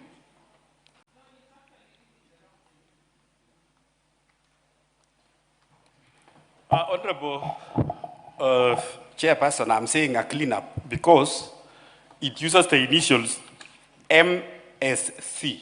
MCS. MCS, which is, we are just saying a cleanup because we are providing to making it a full monitoring, control, and surveillance unit. Yeah. Yeah, that being so, and with that clarification, I now put the question that clause 19 be amended as proposed. Will as many as are of that opinion say aye? Will as many as are of the contrary opinion say nay? The ayes have it. Honorable members, I now put the question that clause 19 as amended be part of the bill. Will as many as are of that opinion say aye? Will as many as are of the contrary opinion say nay? The ayes have it. Clause 20. Honorable members, I propose the question that clause 20 be part of the bill. Chairperson. Honorable Chairperson, clause 20 be amended as by the order paper. And this one, Honorable Chairperson, Section 8, subsection 1J of the Kenya Coast Guard Service Act, Cap 200, provides that the service shall be deployed in our territorial waters, including the protection of maritime resources, including fisheries. Further, Section 9, subsection 2B, gives the Kenya Coast Guard Service the power to stop, enter, board, or inspect, or search any structure, a place, a vessel, or aircraft engaged in or suspected to be engaged in unlawful activity. In this regard, Honorable Chair, the amendment seeks to include the interagencies in the monitoring, control, and surveillance as a representative of Kenya Coast Guard Service in order to enhance the protection given in the Kenya fisheries waters and fishers by inclusion of the service. We are just including the Kenya Coast Guards into the monitoring and control surveillance. Honorable members, I now propose the question that clause 20 be amended as proposed. Honorable members, I now put the question that clause 20 be amended as proposed by the chairperson of the committee. Will as many as are of that opinion say aye? Will as many as are of the contrary opinion say nay? The ayes have it. Honorable members, I now put the question that clause 20 as amended be part of the bill. Will as many as are of that opinion say aye? Will as many as are of the contrary opinion say nay? The ayes have it. Clause 21. Honorable members, I propose the question that clause 21 be part of the bill. Is that an amendment? The committee chairperson. Honorable Chair, I propose that clause 21 be amended as by the order paper, and the amendment seeks to align the title of the Public Finance Management Act with the new cap number issued, which is cap 412A. Honorable members, I propose the question that clause 21 be amended as proposed. Honorable members, I now put the question. You want to make a comment? Yes, Honorable Millie. Thank you, Mr. Speaker. Mr. Speaker, the navigation space in this house is a challenge. Mr. Speaker, especially for people with my endowment, my Adiamboes. Mr. Speaker, sorry, Chair, I wanted your direction, and I thank the committee for adopting actually my proposed amendments in clause 21. However, I need your direction on how I can then do a further amendment to my amendment. Because I propose amendments which they've adopted, but I have a proposed amendment which I'm allowed as a mover to do, which procedurally I'm allowed as a mover to do. Yes. But having adopted theirs, now how do I do it? Because I wanted to include the issue which we learned from Ghana last week in the International 11 Ocean Conference, that what we are struggling with in, what I was actually struggling with, and I'm glad that I found it is in the BBJN treaty, which is establishment of standards for ensuring equitable access to fisheries resources, including navigation space, fishing space, and access to other resources. Chair, maybe I can explain this. This is a very critical issue that has emerged since this act was passed, the repealed act. Mr. Speaker, when we were coming with that law, we didn't actually have issues of cage farming. Now we have cage farming, and I'm sure you know it because we also come from a fishing community. But because cage farming has drawn so much interest, what's happening is now even navigation space is becoming a challenge for other users, transport users. And because of that, for those of us who represent, I represent 7 islands, habitable islands. Sometimes when you're moving from island to island, you get late. When you are coming in the night, because the boats don't use light, the coxswain uses their memory to navigate. But because you have all these cages all over, many times you almost hit a cage. So we need spacing for cages, but also, Honorable Karoli, I request that you allow the chair to listen to this. I showed actually the CS and the PS, the relevant PS last week, that a hotel proprietor... Honorable Millie, you are making quite some sense. Yes. I hear you to say that the chairperson has moved amendments which incorporate what were your proposed amendments But in terms of what is in the other. Yes, but I need Yes. to do a further amendment. Now, so how do I go what about I would it? guide is that you draft the text of the amendment you propose as further amendment. I will grant you leave to Thank do you. so. Thank you. And you engage the chair as we proceed to consider the amendments he has proposed. Thank you. Do we have any members seeking to contribute to the amendments proposed by the chair? Chair. There being none, honorable members, I therefore proceed to put the question that clause 21 be amended as proposed by the chairperson. Will as many as are of that opinion say aye? Will as many as are of the contrary opinion say nay? The ayes have it. Honorable Millie, I'm not putting the final question because I want to hear you on your proposed further amendment. Yes, Chair. In my proposed further amendments, I was actually explaining that one of the challenges that we now face, a hotel proprietor from Suba North, Kalitu Kaseu, she actually told me... Why don't you start by moving okay. the amendment Chair, in the text? Let me move the amendment that we add the words. We delete in the committee's proposed amendment, which is similar to mine. You provide the establishment of standards for ensuring equitable access to fisheries resources, including navigation space, fishing space, then you delete the word and, access to other resources, and a 7 nautical mile space for cage. Maybe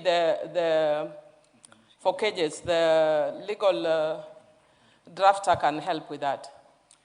At 12, let me see if I'd written somewhere here. Yes, Honorable Millie, in terms of procedure, I'm looking at our standing orders 133, sub-order 10. Yes, Chair, actually... Because of the handicap there... I have the words.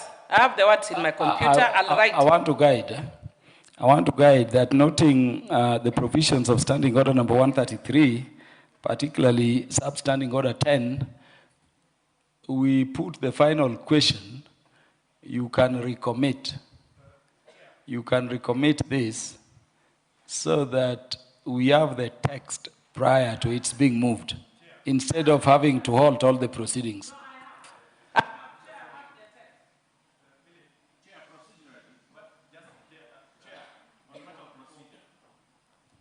Yes.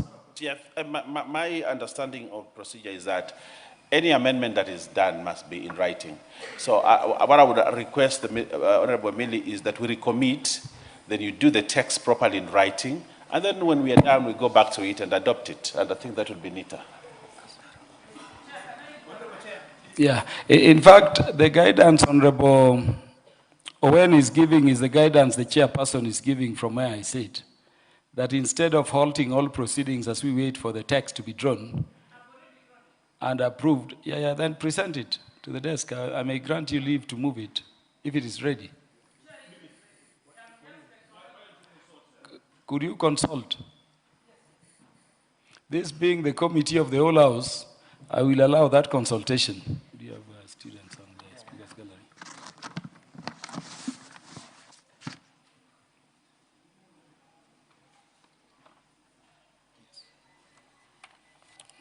Yes, honorable members, permit me to interrupt in the proceedings to welcome a number of schools and institutions visiting the National Assembly to observe the proceedings. In the Speaker's Gallery, we have Moi Girls Isinya from Kajiado East Constituency, Kajiado County. Also in the Speaker's Gallery, Suguta Consolata School from Samburu West Constituency, Samburu County. In the Speaker's Gallery, we have Aldai Girls School from Aldai Constituency, Uasin Gishu County. And then we have Mboru Comprehensive School, Mwingi Central, Kitui County. All the visiting students, their teachers, and guardians are welcome to the National Assembly to observe the proceedings. You've come to the House when we are undertaking what is called Committee of the Whole House, which I know you study in your schools. At the Committee of the Whole House, we go through a proposed law called a bill, word by word, paragraph by paragraph, punctuation by punctuation, and make amendments so that the ultimate bill is in consonance with public interest, with the law, and is clean in terms of text and the intention of the law. I know you've been taught in your schools that the lawmaking processes go through first reading, second reading, committee of the whole house, then third reading, and it ends there. We are in the committee of the whole house, after which we'll go to third reading. The first reading is about notification to the public and to the members that a bill will be coming up for consideration soon. In the second reading, we do general debate on a bill. At the committee of the whole, we now comb the law to ensure that it is in the text and everything is right about what it goes if it were to be passed at the third stage. So all the schools are indeed welcome to the House to observe proceedings. Honorable Millie will now have the mic to move her amendment. Thank you, Chair. Chair, I propose a further amendment to the Chair's amendment to Clause 21. Which part of Clause 21?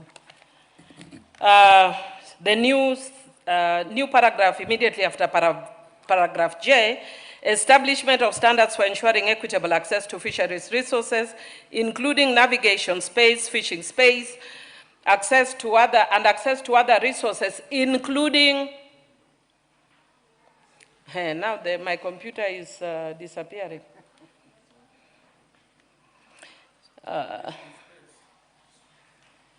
Including the establishment of an inshore exclusive zone. We have agreed with the chair of the committee because I wanted to provide for nautical miles, but the committee has requested that they be given time to determine what nautical miles are appropriate. So that's my proposal, so that even when you are doing cage farming, it does not encroach on other businesses, so that hotel business, tourism is not interfered with.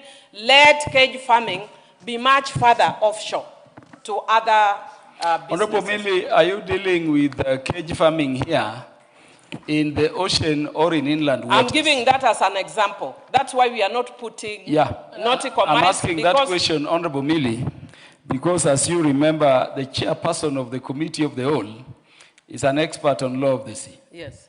And exclusive economic zone Yes. is part of the sea area, not internal waters, but sea areas to which a state is entitled to going up to 200 nautical miles into the sea. Chair. So if you are intending it for Lake Victoria, Lake Turkana, and others, exclusive economic zone would No, not no, be no, the right Chair, I'm word to actually use. not talking of exclusive. I know you are an expert. Yes. I'm not talking of an exclusive economic zone. The fisheries sector keeps evolving. And we were just last week in Mombasa, and under the BBJED Treaty, and other, which is actually under agreement, which has actually come up under the law of the Sea Convention, they establish what is called an inshore exclusive zone. It's not exclusive economic zone. It's an inshore exclusive zone. Okay. That is separate from the economic zone. Honorable members, I now propose the question that clause 21 be amended further as proposed by the Honorable Millie Odhiambo. The Honorable Dr. Otiende Amolo, Senior Counsel. Thank you, Chairman. Chairman, I want to understand this a little more, because when the Honorable Millie Odhiambo talked of the 7 nautical miles, and given the way our lake particularly is, a way of regulating cage fishing in a way that they coexist, but not in a way that disables it completely. And I'm worried that if we go the way of those provisions of how much space, there are places, therefore, that cage fishing will have to be restricted completely. So I wanted to hear from the chair a little more of what now the chair was saying they've agreed on, a phraseology that does not in its entirety disable the possibility of cage fishing in narrower parts of the lake. The Honorable Ruth Odinga, Member of Parliament for Kisumu. Thank you. Thank you, Speaker. Mine also is to concur a bit with what my colleague, Honorable Tienda Mola, said. Because when we are talking about the nautical miles, with this narrow gap that we have, it might not be possible. But secondly, when we are talking about that, we should also look at the idea that some of the fish caging, the areas that you are saying we must move to, we might have problems because of the lack of space, which causes the oxygen to be not there in these areas. So we need to look at this very keenly, because we are sitting on a gulf. We are not sitting in the lake, which is like the Uganda side, which has got so much space that you can go further like 7 nautical miles. I thought that the list was 5 nautical miles that we could do. But if we now say we are not even doing 5 nautical miles up to 7, we might get to have a problem. I think we need to look at this thing more keenly before and have some more research done on it. Thank you. As for all clarity, members, 7 nautical miles is about 13 kilometers. It's actually 12.9, around 12.94 kilometers. So what Honorable Millie, in terms of consequence, is proposing is that there will be no cage fishing from the shore deep up to nearly 13 kilometers, which I don't know the stretch of our gap from bay to bay, if you consider Lake Victoria in particular, will permit. Yes.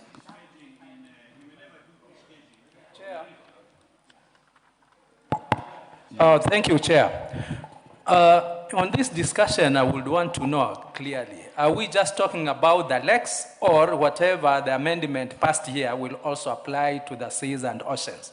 Because if it is extended there, then the scenario changes completely, where we are having oil tankers and major ships and all yachts going through, and you are pushing those cages there. So this amendment, is it for lakes or is supposed to apply to all water bodies? Thank you, Chair. The Honorable Owen Bayer before Honorable Millie Odhiambo. Honorable Chair, I want to say this. You see, this amendment, if passed, may hinder caging in a place which is very popular for caging, like the Mida Creek. The Mida Creek is not even 10 kilometers. It's around 7 kilometers. And a lot of fish caging is done there. So if we put that clause here, Honorable Chair, then we are saying we should not do caging. In rivers, for example, most of our rivers are not more than, like the Galana River, where fish caging happens, especially for prawns and all that, is around 6 kilometers, where our caging is taking place. So if we put that restriction in the law, then you are outlawing caging in those areas. So I think Honorable Millie needs to drop that amendment and we go by what is available. Now, Honorable Millie Odhiambo will have the last bite. Before I put the question. Thank you, Chair. I encourage members to listen carefully. We have actually consulted with the Chair. And what we have agreed, because of those concerns you are saying, I wanted to put nautical miles, but even the legal drafters advised that if we put nautical miles, they vary between lakes and ocean. So we cannot put, like for instance, Ghana has put 12 nautical miles, but it's for the ocean. I was actually advised that for the lake area, you put around 6. But you see, we need to also prove which one. I was actually sending the Coast Guards, literally to go and survey and give. But because we don't have that answer yet, we are actually just saying, establishing the principle that we need the inshore exclusive zone. That is the main aim for it, is to protect artisanal, small-scale, and recreational fishing. The ordinary mama mboga of the lake, that's the one we are protecting. But we are not providing for the nautical miles, which should then come by regulation. So that's what I'm suggesting, that we set the principle, but then we will have then to define what inshore exclusive zone is. So when we come to to clause 2, we will define what an inshore exclusive zone, not by defining it by nautical miles, but by saying that it is, say, a preferential access area, depending on the river, the lake, or the ocean, that will be determined by regulation. Thank you, Honorable Millie. Honorable members, I hope you understand the clarity. Honorable Millie is proposing a deletion of the following words to the clause. Deletion of the words "and 7 nautical miles" for cage fishing immediately after the words "resources," and inserting the words "establishment of an inshore exclusive economic zone." Yes, inshore exclusive zone at the end there, without specifying the distance. And she's saying that will now be defined when we go back to clause 2. Honorable members, with that clarification, I now put the question at clause, yes.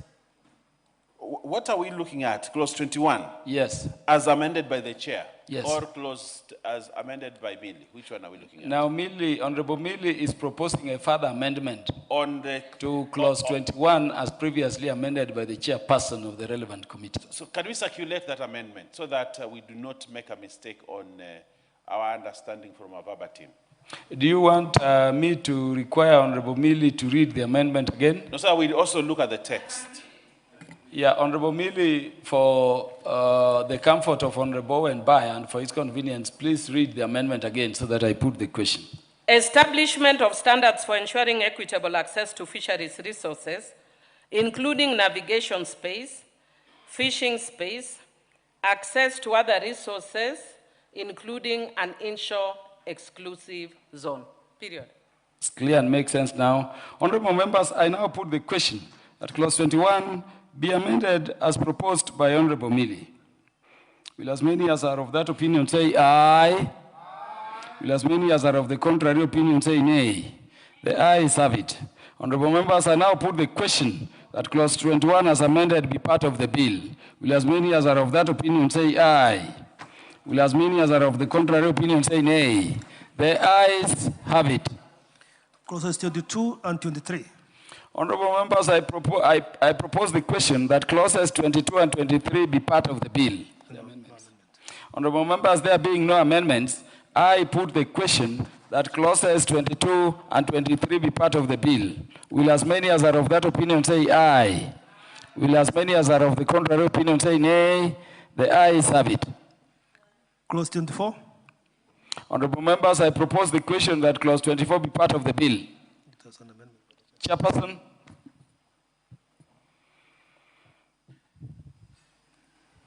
Honorable Chair, I propose that clause 24 be amended as per the order paper, and the amendment seeks to align the title of the Public Audit Act with the new cap number issued, which that is a cap number 412B. Honorable members, I propose the question that clause 24 be amended as proposed by the chairperson. Honorable members, I now put the question that clause 24 be amended as proposed by the chairperson. Will as many as are of that opinion say aye? Will as many as are of the contrary opinion say nay? The ayes have it. Honorable members, I now put the question that clause 24 as amended be part of the bill. Will as many as are of that opinion say aye? Will as many as are of the contrary opinion say nay? The ayes have it. Clause 25. Honorable members, I propose the question that clause 25 be part of the bill. Chairperson. Honorable Chair, I propose that clause 25 be amended as per the order paper, and this amendment seeks to correct a cross-referencing error, Honorable Chair, where we are referring to sub 26(2), sub-article 2 instead of 24 sub-article 2. Honorable members, I propose the question that clause 25 be amended as proposed. The Honorable Dr. Otiende Amolo, Senior Counsel. Chairman, I just want a clarification and confirmation from the chair that there was proper consideration of this clause 25. When it prescribes the period as 4 months after the close of the fiscal year, did the committee consider the consistency within the period of audit? Because I believe that the period of audit is usually, is it within 3 months? And this one is reading 4 months. Just some clarity. Honorable Chairperson. A minute, Honorable Chair. Yes, Honorable Chairperson is permitted to make necessary consultations. So accountability is a national value and principle of governance. And audit is part of it.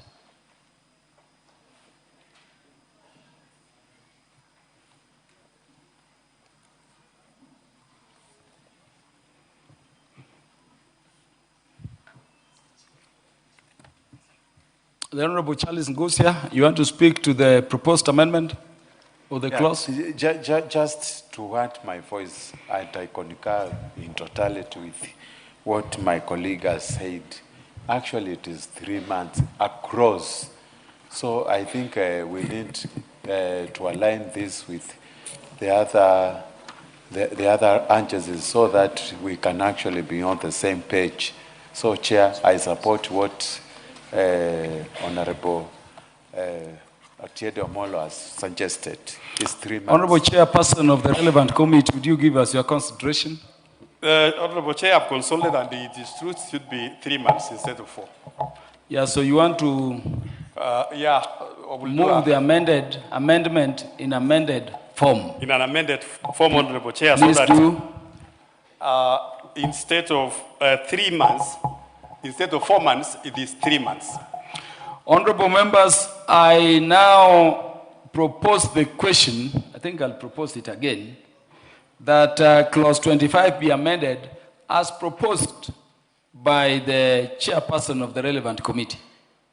Honorable members, I now put the question that clause 25 be amended as proposed by the chairperson of the relevant committee. Will as many as are of that opinion say aye? Will as many as are of the contrary opinion say nay? The ayes have it. Honorable members, I now put the question that clause 25 as amended be part of the bill. Will as many as are of that opinion say aye? Will as many as are of the contrary opinion say nay? The ayes have it.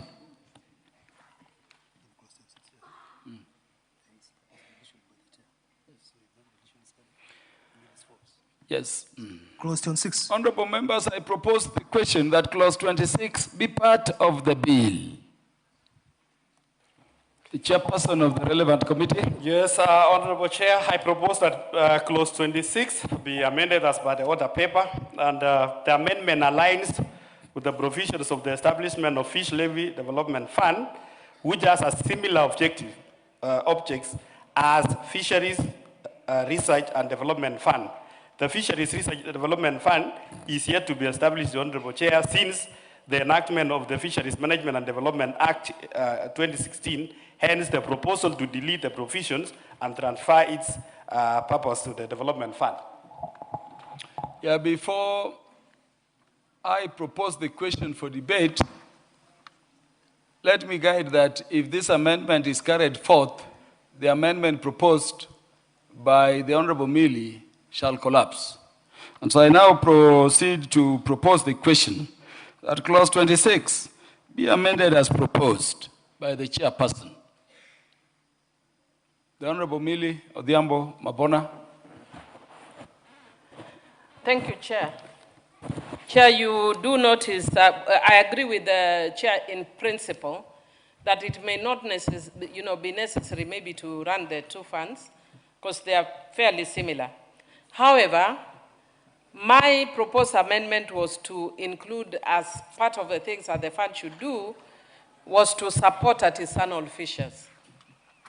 And Chair, I would want to request if the Chair would be agreeable, because I'm proposing a fund to support artisanal fishers, because a lot of times, our local people don't have money even to purchase boats. It's actually the investors who come from outside the country who own boats.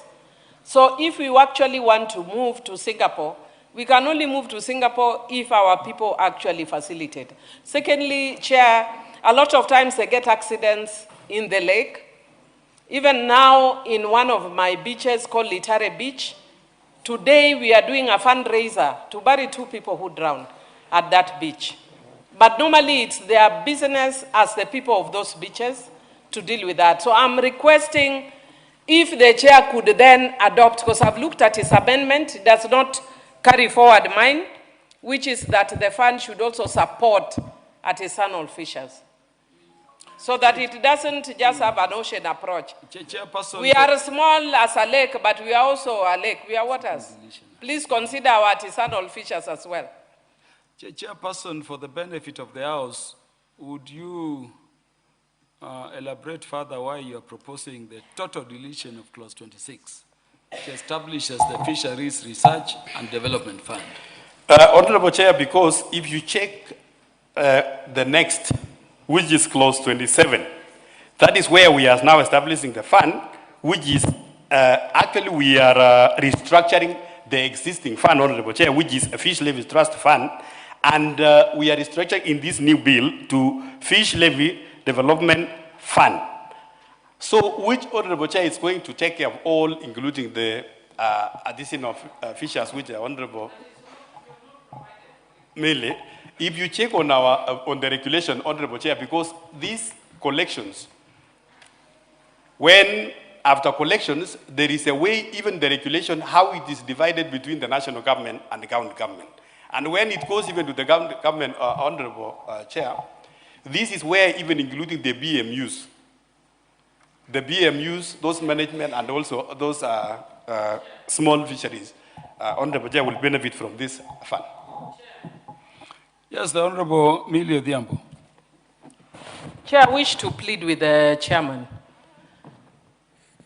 Chair, I'm also an expert in mainstreaming issues of marginalized groups, including women, including marginalized communities. And in the blue economy, the fisher folk of the lake are actually a marginalized community. they are being treated as a footnote. When you take them to regulations, they are a footnote. As a lawyer, I know the import of having an issue mentioned on the main bill. Can you kindly just add taking care of artisanal fishers on the main one, so then I can drop my proposed fund, which I know you are not very happy with? Because I'd want us to have a fund for artisanal fishers to help our poor fishermen. And so that we know that they are taken care of, that you put just support artisanal fishers. Yes, the Honorable Karoli Omondi. Honorable Chair, I would like to support Honorable Millie Odhiambo on this issue. I've looked carefully at the proposed, we have not reached there, but I've looked at the use of the funds to be collected under the proposed Fish Levy Trust Fund. And if you read all of them, there is no provision capturing what she's saying, which is making available credit facilities to artisanal fishermen, isn't it? For purposes of buying boats, fishing nets, or even training themselves. So that is missing. I think we need a clause there. Even to buttress what she's saying, we also need a clause dealing with issues of, we normally have tragedies happening in the lake. People dying, drowning, emergency rescue, ambulances, all those kind of things. I think we should cover them somewhere here. So I just want to support what Honorable Millie is saying and urge the chairman that we need to expand the use of the levy proceeds. And I hope they will not be securitized going forward. Yeah, what I heard, Honorable Karoli, what I heard the chairperson of the relevant committee say, in terms of explanation, was that he is proposing the deletion of clause 26 because it duplicates what is proposed in clause 27. As I was hearing him to be saying, we should delete clause 26 and any concerns like the ones Honorable Millie is raising be taken thereafter to clause 27. Did I hear you correctly, Chair? That is, Honorable Chair, that's why I've even consulted with Honorable Millie that now, including the additional people to benefit from this fund under 27, which I'm going to move now a further amendment in consultation with the Honorable Millie so that we can include them in this fund. The Honorable Dr. Otiende Amolo. I am okay with that because I was going to speak to it, but we need to agree on the terminology. You know, the initial amendments by Honorable Millie referred to artisanal fisheries. People have referred to artisanal fisher folk. There's artisanal fishing. So let's just, yes, and fishers. Let's just settle and then insert it. I think the place for it would be this clause 27.3. And I agree that we need to mention them. We can work around having regulations in terms of how it works, but unless it's mentioned, it will not cover the artisanal. But Honorable Amolo, I want to remind the members that the chairperson of the relevant committee is a pastoralist, not a fisherman. The Honorable Dr. Ruth Odinga, the MP for Kisumu County. Actually, Mr. Speaker, I wanted just to agree with what Honorable Millie said on artisanal. But I don't know whether the artisanal fisher folk or artisanal, whatever they are calling it, also includes the women, youth, and people with disabilities under that artisanal. And if we can be very clear that they are included, because those are the people I represent, and I would like to know if artisanal also, actually that clause of artisanal includes them. Secondly, I would like to inform my chair that BMUs at the beach management units are actually still very informal. They've not been formalized, and we need to do something about them. By saying that they're part of this, I don't think is correct, because BMUs are still one of the people that we need to strengthen. Yeah, so Honorable, I think we are agreed, Honorable members, in principle, that we can make a decision with respect to the amendment proposed by the chair, as we seek to enrich clause 27. Can I put the question now? Yes, the Honorable Owen Bayer. You know, Honorable Chair, my views are important because I come from among fisher folk. I'm not a fisherman, but I come among fisher folk because my village is surrounded by fishermen. But I want to say this. Much as I agree with what Millie is saying, that we include artisanal fisher folk, or fishers, let's just use the fishers, in the law. And it's important that we just actually deliberately do small-scale traditional fisheries that may be carried out for subsistence, and I want to end there, for subsistence. Then when we are coming to levies, then this person also must pay the levies. So we are giving with the left hand and taking away with the right hand. Can we deliberately exempt artisanal fishers from paying the levy? The Honorable Owen Bayer, you are bringing a dimension which I believe Honorable Millie and Honorable Dr. Otiende Amolo will be considering as we go to 27. And I think it is a debate for clause 27. Allow me, therefore, honorable members, to put the question that clause 26 be amended as proposed by the chairperson. Will as many as are of that opinion say aye? Aye. Will as many as are of the contrary opinion say nay? The ayes have it. Because the consequence of that amendment is deletion, I'm not putting the question that that clause be part of the bill. Next. Honorable members, again, let me interrupt the proceedings to welcome students from a number of institutions to the National Assembly. The students are both in the Speaker's Gallery and the public gallery. In the Speaker's Gallery, we have Father Kun Academy from Chesumei constituency, Nandi County, and Jagor Primary School from Marakwet East constituency, Elgeyo Marakwet County. In the public gallery, we have Mwihoko Comprehensive School from Ruiru constituency, Kiambu County. And then we have Felison's School from Kapseret constituency in Uasin Gishu County. Students from those institutions, their teachers and those accompanying them are welcome to the National Assembly to observe the proceedings on this day that the chairperson, in respect of the bill we are considering, is a member of parliament, actually the member of parliament from Marakwet West, the Honorable Kangogo Bowen. We are in the committee of the whole house. It is a flexible stage at which we read a proposed law word for word, punctuation by punctuation, paragraph by paragraph, and we correct it before we go to the third reading.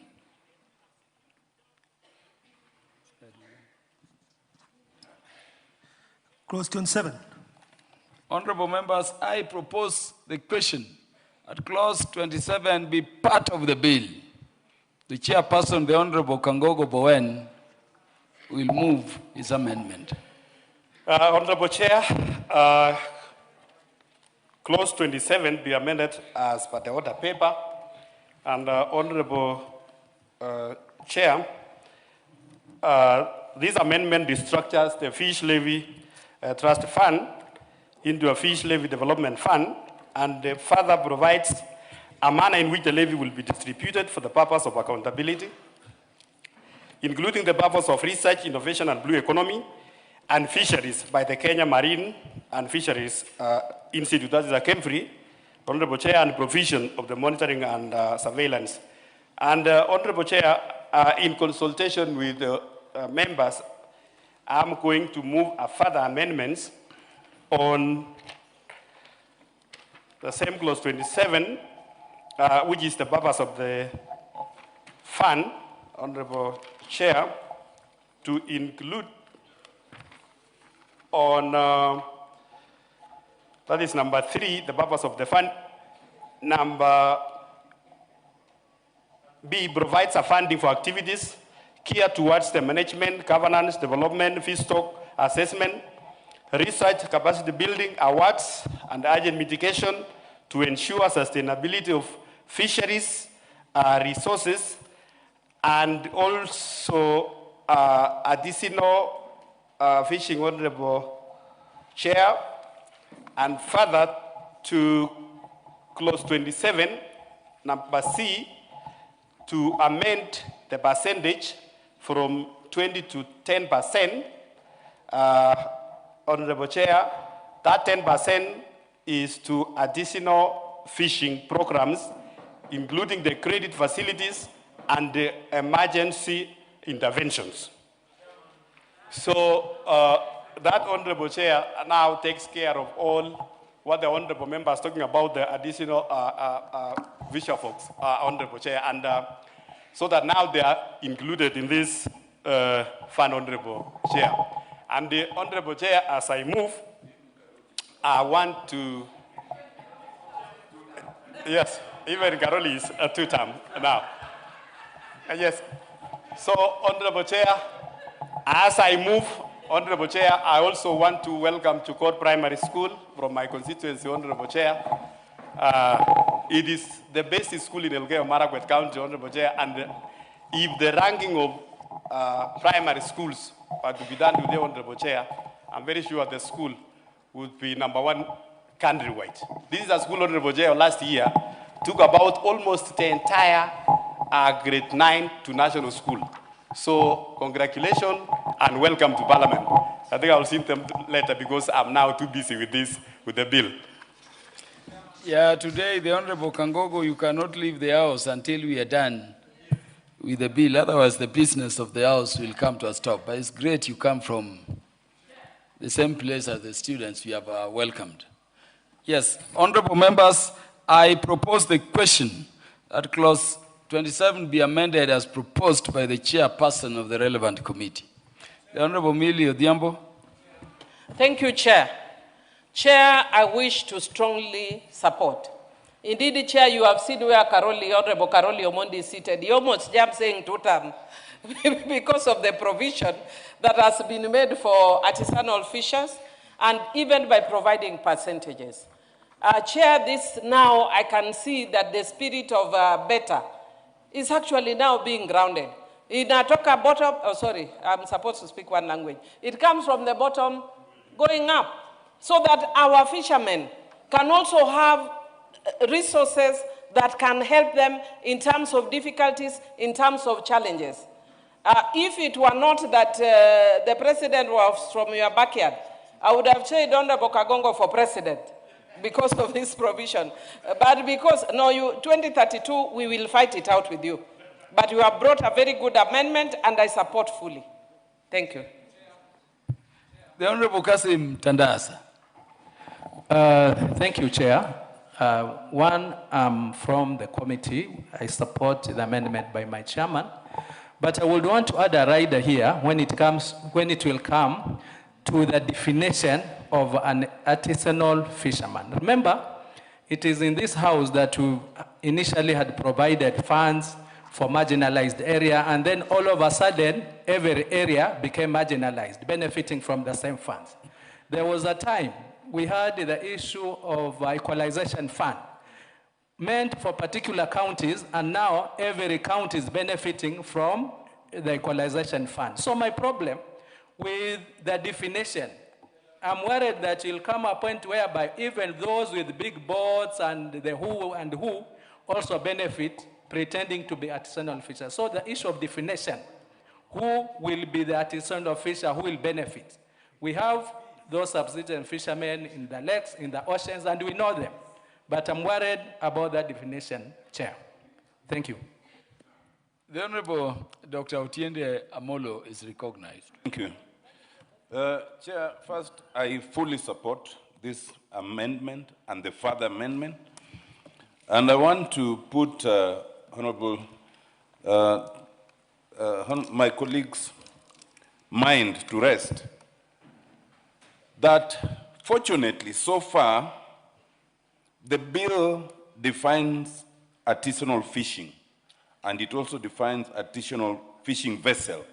And this definition I think will be quite helpful. Chairman, we say that we want to jointly get to Singapore on our way to Canaan. But what will take us there is this artisanal fishing, artisanal mining, those small-scale things that Kenyans do. That is what will collectively, take us forward, as opposed to the big companies, the foreign companies, that then come and exploit our resources, but they don't go to Singapore or Canaan, they go back where they've come from. For us, we want to get to Canaan through Singapore, and this is the way. Thank you.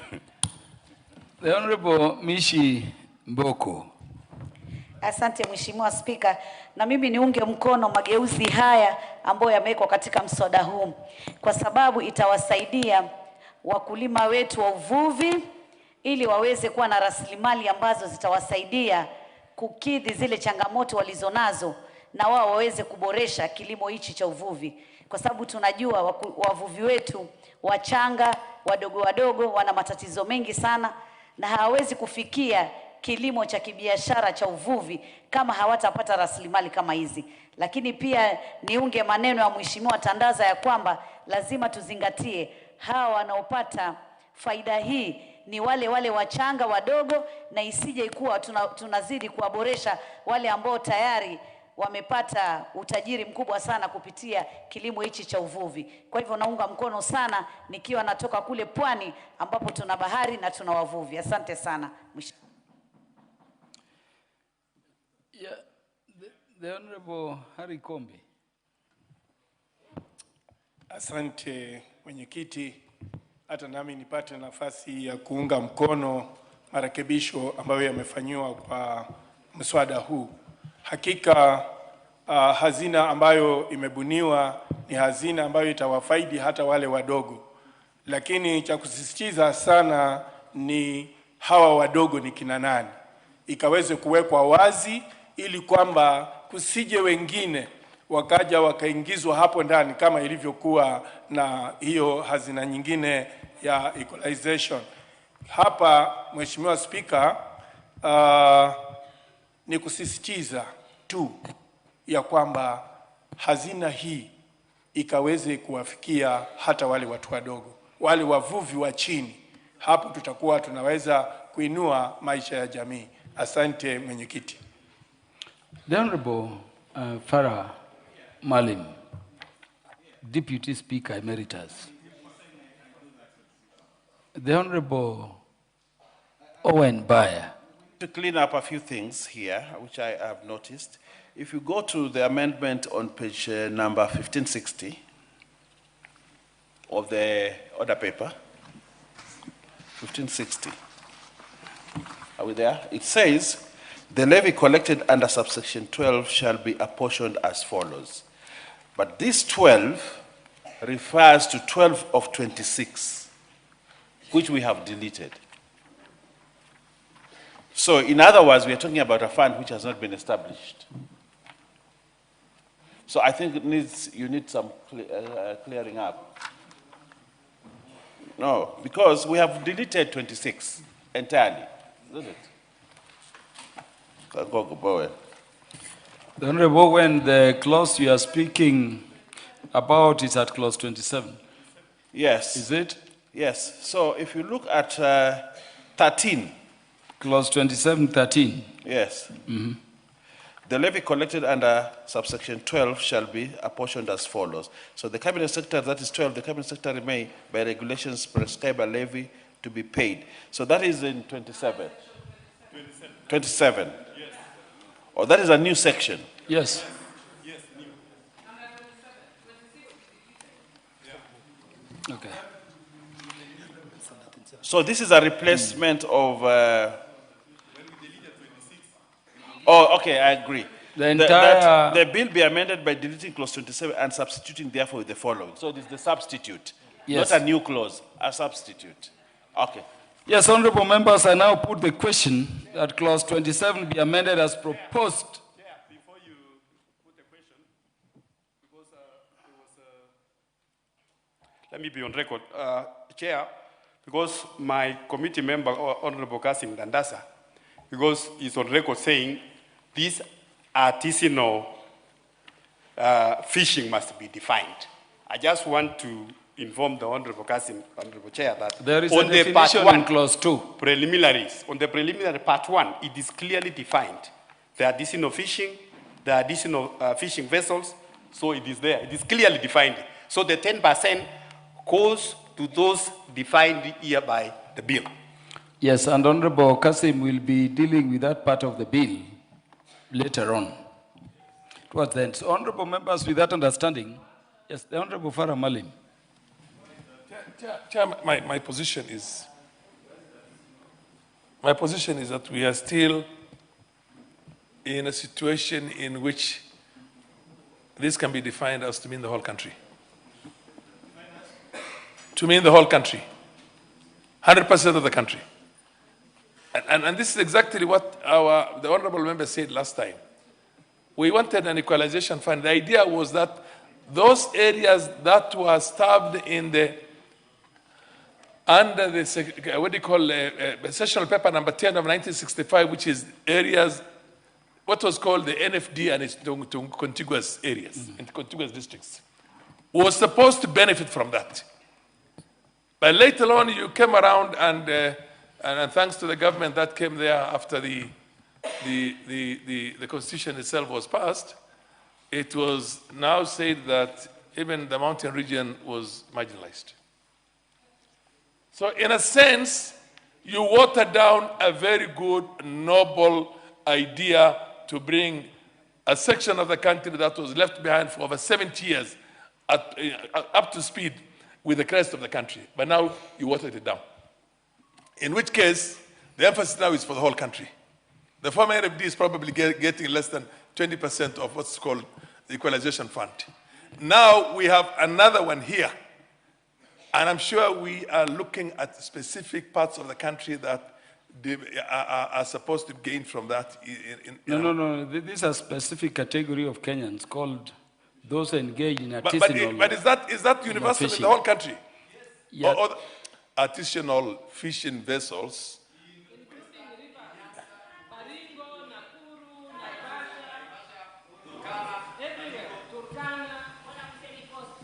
It is the kind of fishing as defined, Honorable Farah, in clause 2 of the bill. But your point is made. I don't want to get into, look, let's see. The two areas that we know, the two lakes that we know, because that really you need to help people who have used traditional methods of fishing for the longest, are Lake Victoria and the coast of this country. And the idea is, and those economies, both economies, have been left behind right from the time we got independence.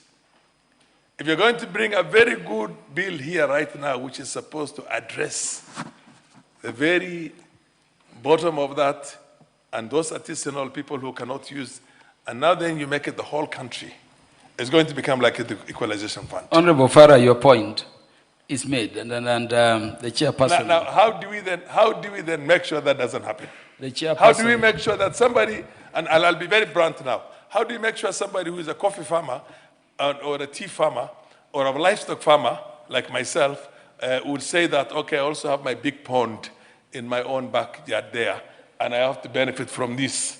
You get my point? And the idea was to take care of the areas that essentially have a historical disposition towards that artisanal, what do you call fishing, for them to have what you call a positive discrimination in the allocation of those resources. Otherwise, you might think that it's such a good thing for the people of Migori and Homa Bay, but I can assure you, depending on the kind of government we have that time, that definition will change, and it's going to benefit the whole country, and in the end, you will end up with nothing out of it. Honorable members, the Honorable Farah has made his point. And the point I hear is that we consider such provisions when we deal with those other matters like equalization fund. And this being the committee of the All House Honorable members, let me now put the question. That clause 27 be amended as proposed by the chairperson of the relevant committee. Will as many as are of that opinion say aye? Will as many as are of the contrary opinion say nay? The ayes have it. Honorable members, I now put the question that clause 27 as amended be part of the bill. Will as many as are of that opinion say aye? Will as many as are of the contrary opinion say nay? The ayes have it. Clause 28. Honorable members, I propose the question that clause 28 be part of the bill. Honorable members, there being no amendment, I now put the question that clause 28 be part of the bill. Will as many as are of that opinion say aye? Will as many as are of the contrary opinion say nay? The ayes have it. Clause 29. Honorable members, I propose the question that clause 29 be part of the bill. The chairperson of the relevant committee to move amendment. Honorable Chair, clause 29 of the bill be amended as per the order paper. And this one, basically, Honorable Chair, is to enhance the role of the Director General of Kenya Fisheries Service in development of fisheries measures, and also some small cleanup, Honorable Chair, like using the word promote instead of saying promoting. So there is some cleanup and also some enhancement of the role of the ditch. Honorable members, I propose the question that clause 29 be amended as proposed. The Honorable Irene Mayak is recognized.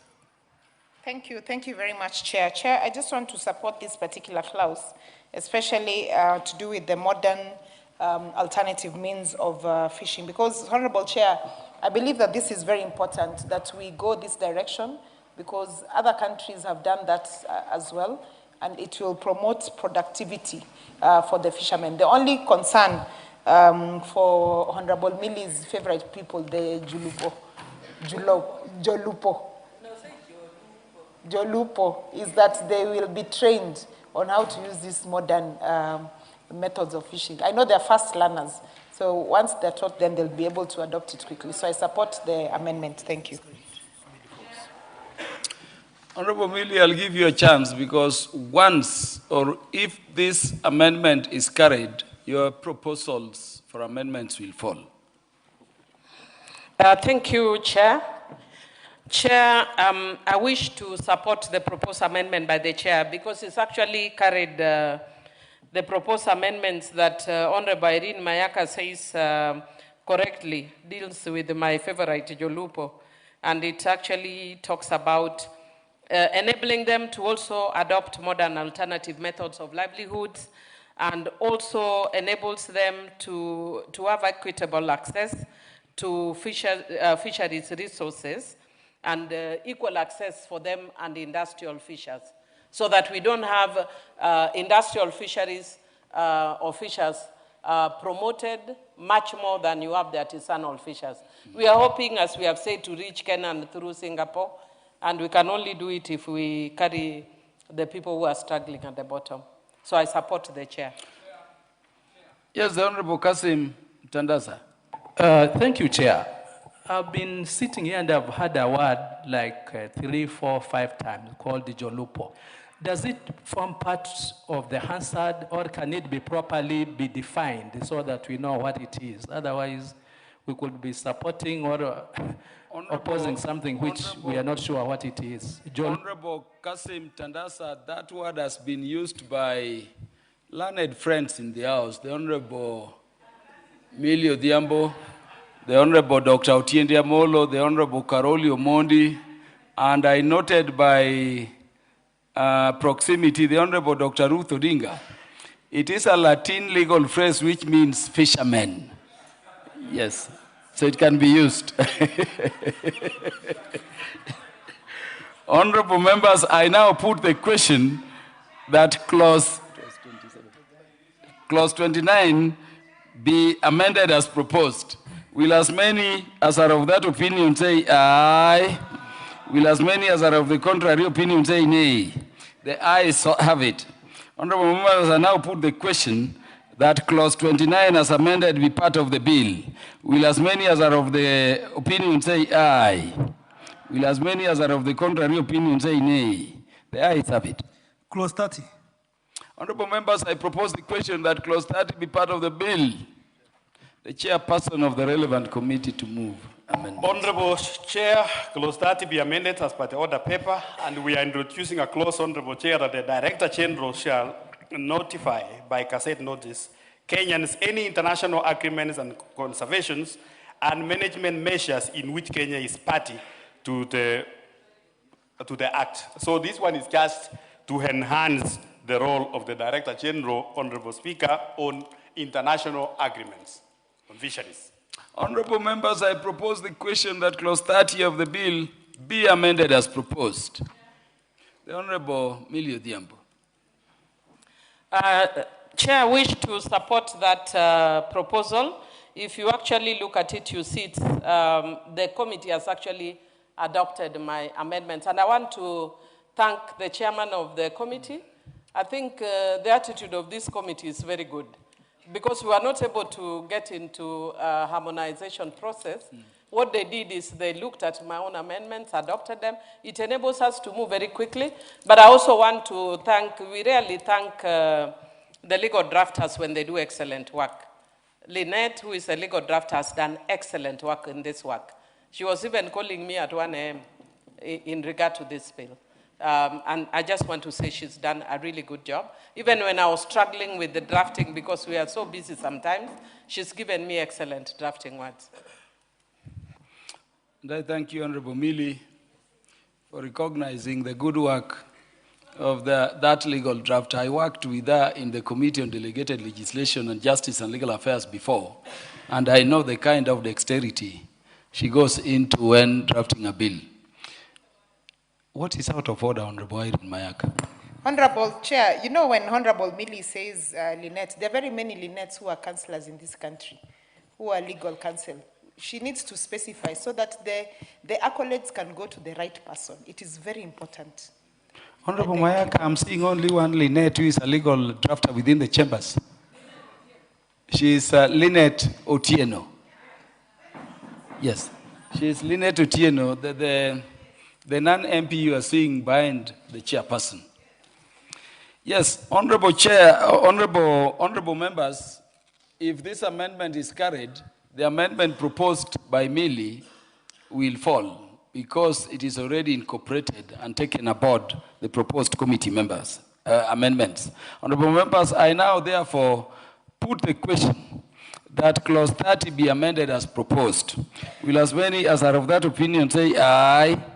Will as many as are of the contrary opinion say nay? The ayes have it.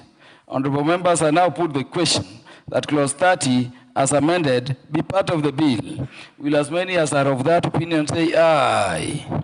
Will as many as are of the contrary opinion say nay? The ayes have it. Clauses 31 and 32. Honorable members, I propose the question that clause 31 be part of the bill. Honorable members, there being no amendments, it is 31 and 32. Did I mention both? Clauses 31 and 32. Honorable members,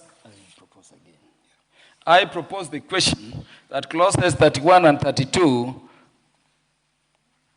be part of the bill. Honorable members, there being no amendments, I put the question that clauses 31 and 32 be part of the bill. Will as many as are of that opinion say aye?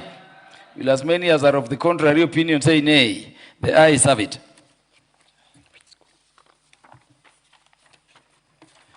Honorable members, permit me to welcome students from a number of institutions visiting the National Assembly in both the Speaker's Gallery and the Public Gallery. In the Speaker's Gallery, we have Njuri High School from Chuka, Ingamangombe constituency, Tharaka Nithi County. In the Public Gallery, we have MCK Bishop Mtamburi School from Imenti Central, Meru County. We also have Red Rose Primary School from Kibra constituency, Nairobi City County. And we have Chania High School from Watate constituency in Taita Taveta County. The students Their teachers and guardians are welcome to the National Assembly to observe the proceedings. You are in the House when we are transacting what you are taught as Committee of the Whole House.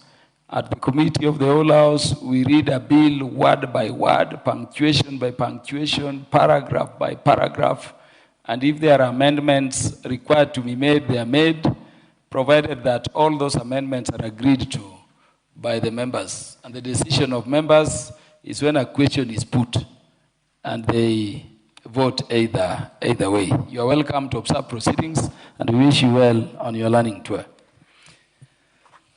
Clause 33.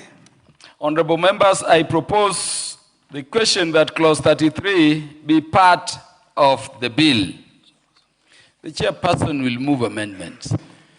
Yes, Honorable Chair, I propose that clause 33 be amended as per the order paper. And Honorable Chair, the substantive bill reads, each county may develop their fisheries management plans. What we are saying shall. And this one, Honorable Chair, is to ensure sustainable management of fisheries resources, and the county governments should be empowered to establish their respective fisheries plans. This process can be aligned with the national objective while adhering to the Constitution provisions under Article 6 of Article 2, Article 186 and Article 189, which emphasizes on the cooperation between the national and the county governments, and the amendment also makes it mandatory for the counties to develop their management plans. Honorable members, I propose the question that clause 33 be amended as proposed. Honorable members, yes, the Honorable Kasim Tandasa. Thank you, Chair.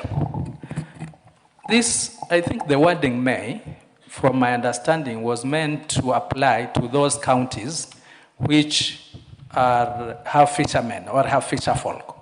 They have lakes, they have the ocean, but when you say each county shall, would this mean that even a county, and I know there are counties where they don't have fishing at all, must also come up with their management plans? The Honorable Dr. Otiende Amolo, Senior Counsel. Chairman, I would support this amendment for two reasons.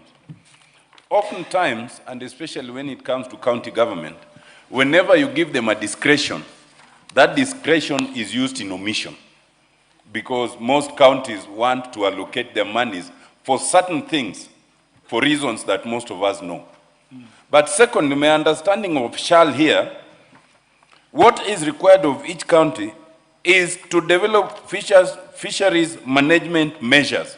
The extent that you do it will now depend on the level of fisheries participation. But surely there is not a single county in this country that does not have some form of fishing at whatever level. And therefore, I think the shall here does not compel you to do it in a major way, the way perhaps Mombasa or Kisumu County or Homa Bay would do it, but you'll do it because you have to do it, commensurate to the level of participation. I support it. The chairperson. Yes, I want to inform my member, the Honorable Kasim Tandasa, Honorable Chair, that if you go to counties which were traditionally not fishing counties like Kirinyaga, Nyeri, Kiambu, including even where we come from, the pastoralist areas, the aquaculture now is the main thing in those counties, which were traditional, they were not fishermen. So we are saying that the counties, they need to come up with their own development plans in also aligning with the national law, which we are doing it this afternoon, Honorable. Thank you, Honorable Chair. The point is made. Honorable members, I now put the question that clause 33 be amended as proposed. Will as many as are of that opinion say aye? Will as many as are of the contrary opinion say nay? The ayes have it.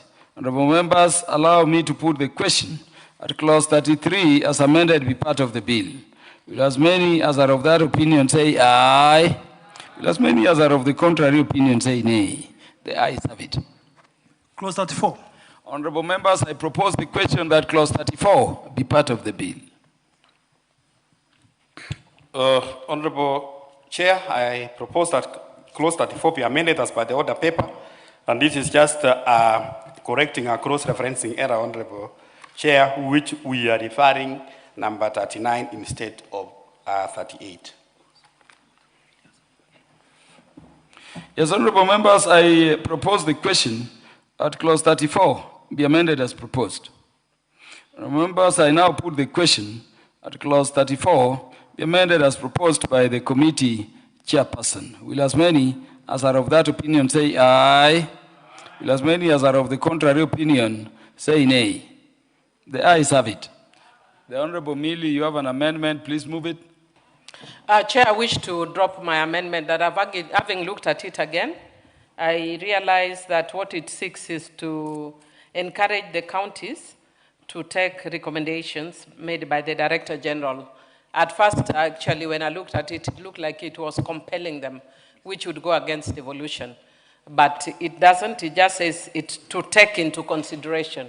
When you take in consideration, you may take or leave. So it's okay. I'll drop it. Yes, with the amendment proposed by Honorable Millie having been dropped, honorable members, I now put the question at clause 34 as amended be part of the bill. Will as many as are of that opinion say aye? Will as many as are of the contrary opinion say nay? The ayes have it. Clause 35. Honorable members, I propose the question that clause 35 be part of the bill. The chairperson. Honorable Chair, I propose that clause 35 be amended as per the order paper. And Honorable Chair, under the Article 62, sub-article 3 of our Constitution, all rivers, lakes, and other water bodies, the terrestrial sea, the exclusive economic zones, and the seabed all constitutes a public land that vests and is held by the national government. And as such, Honorable Chair, where the management plans conflict with the respect of those resources, the national government shall prevail. Additionally, under the article... What is out of order, Honorable Millie? Thank you, Chair. I just need your direction. I'm proposing a deletion. Wouldn't that mean that my proposal then takes precedence? But having said that,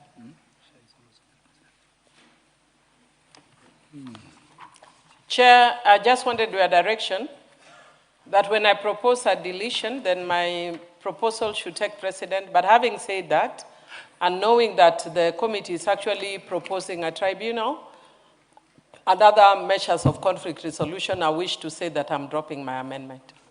Thank you, Honorable Chair.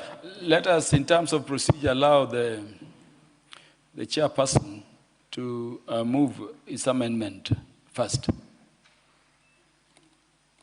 So I was saying, Honorable Chair, where there is a conflict in respect of these resources, the national government should prevail. And additionally, under the Article 191, sub-article 3B, and 191.3, sub-article C, sub-article 6, the national government laws should prevail in this instance. So that is the input of that amendment, Honorable Chair.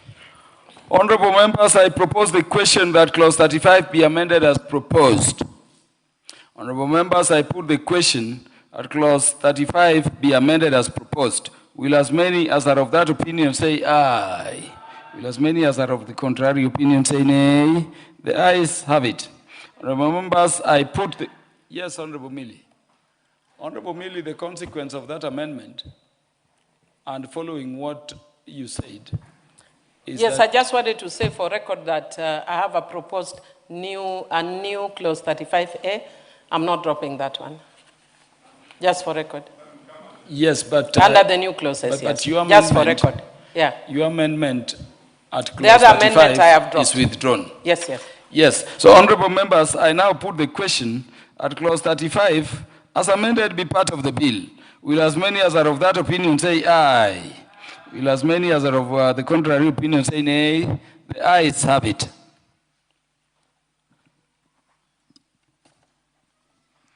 Clause 36. Honorable members, I propose the question that clause 36 be part of the bill. Chairperson. This one, Honorable Chair, and one of my good friend, the Honorable Ruth Odinga, to listen to this because it was about a BMUs. Honorable Chairperson, the amendment provides for a clarity in the establishment of the beach management units in the respective county governments and further makes provisions, regulations to provide for remunerations of the members of BMUs and the conflict management of inter and intra-county BMUs. It further provides for the Cabinet Secretary to make regulations on BMUs in consultation with the Council of County Governors, noting the BMUs primarily operate within the county governments. Honorable members, I propose the question that clause 37 be amended as proposed. No, clause 36 be amended as proposed. For clarity, let me repeat. Honorable members, I propose the question that clause 36 be amended as proposed. The Honorable Millie Odhiambo. Is that the Honorable Farah Malim? Please approach the chairperson. Thank you, Chair. Chair, I wish to support this proposed amendment and thank the committee yet again for adopting my proposed amendment. That therefore means that my proposed amendments will fall. Chair, if you see the major import of this is one to give strength to beach management units, as the Chair had said. And I love your integrity, Chair. This is one thing that is very commonly lost nowadays in this house. Sometimes you talk to certain chairs, they tell you, or they say that we have agreed on this, and you come and find a totally different thing. So I want to thank you for your integrity. And Chair, what this part says is it protects women and children, and also in the beach management unit, it also protects persons with disabilities and seeks inclusion of persons with disabilities and local communities. And Chair, the reason why we are talking about local communities is that you find that the way the BMUs are structured, a lot of the people who come to BMUs are from all over the country. I have people who come from northern Kenya who also fish in my constituency. But the people who are locals don't live in the beach because they have homes. So sometimes when you are doing elections and all that, they are not included. And that sometimes creates conflicts. So we want to deliberately include also the local communities or local villages in the BMU so that they are part and parcel of the BMUs. Chair, the other thing that I would want to request the chair of the committee to consider further amending, which I'd put in my amendment, but I saw you did a further amendment, is a record of members and residents of the beach management unit showing the national identification numbers or other officially recognized form of identification. If you can kindly remove the word for foreigners. Because once people are in a BMU, they are not foreigners, they become locals. When you use the word foreigners in my constituency, it has a negative connotation. So if you can remove it. But the reason why we need identification, Chair, is you find that we have had cases like which were being recorded here earlier. A person in one beach management unit kills another resident. And once they kill the resident, they disappear. When they are being looked for, you are told the name is one boy. Now the whole country you are looking for one boy. Who is one boy in the whole country? But if you have the identification, so that the identification tells you this person comes from either Siaya, Kochia, Sugoi, or whatever the place they come from, then we can relate, we can go back to their area chiefs to look for them when they have murdered. Because some people, Chair, have formed the habit of moving from beach to beach, committing crimes. Some of them sexually abuse children. Some of them kill widows. Some of them, they do all manner of horrendous things. And they spoil the name of fishermen. So the reason we want that identification is not so that we identify foreigners, no. We want it so that we know who is in the BMU for purposes of accountabilities. A lot of the chairmen of BMUs have told us that when they try to do it without law or regulation, some people resist. But as I've said, when somebody murders, we can't identify them with the name Bobby or Boy or one boy. No, we need your name. Thomas Onyango, Wycliffe Otieno, what is your name? Which home do you come from? What's your ID? Who is your chief? Yeah, Honorable. And the chair, sorry, one other thing I want to add. Recently, even in one of the islands, the Ringiti Island, some of the people come there and live and die at 95 years. And when they die, nobody knows where they come from because they become local. So one of them we recently took back to Lilian Gogo's constituency. My own office had to go looking and to discover. Then they say, oh, this person, we actually thought he had died. Because nobody knows. Some of the fishermen, once they go for life. So what we need to know is when you come there, who are you? But for purposes of, in case of any tragedy, we know where to take you back to. Yes, and Honorable Millie, the information I wanted to give you is that your concern appears to be addressed in clause 41, or could be addressed there. Yes. If they could remove, I was saying I'm actually okay with the amendments as proposed. I'm only encouraging that they remove the word for foreigners because it has a negative connotation. In my constituency, it is called Welo. We don't have Welo. Once you are in my constituency, you are a member of my constituency.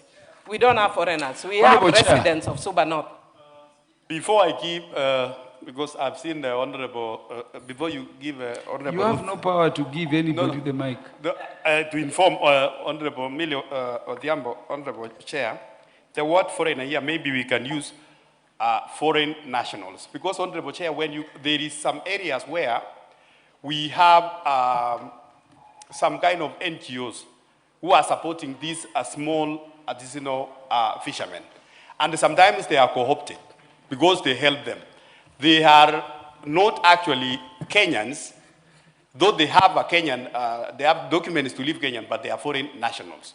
So if we have those kind of people who are supporting small community projects like that one, that is what we mean here. So maybe we can say foreign nationals. Honorable Chair, do we use foreign nationals or non-citizens?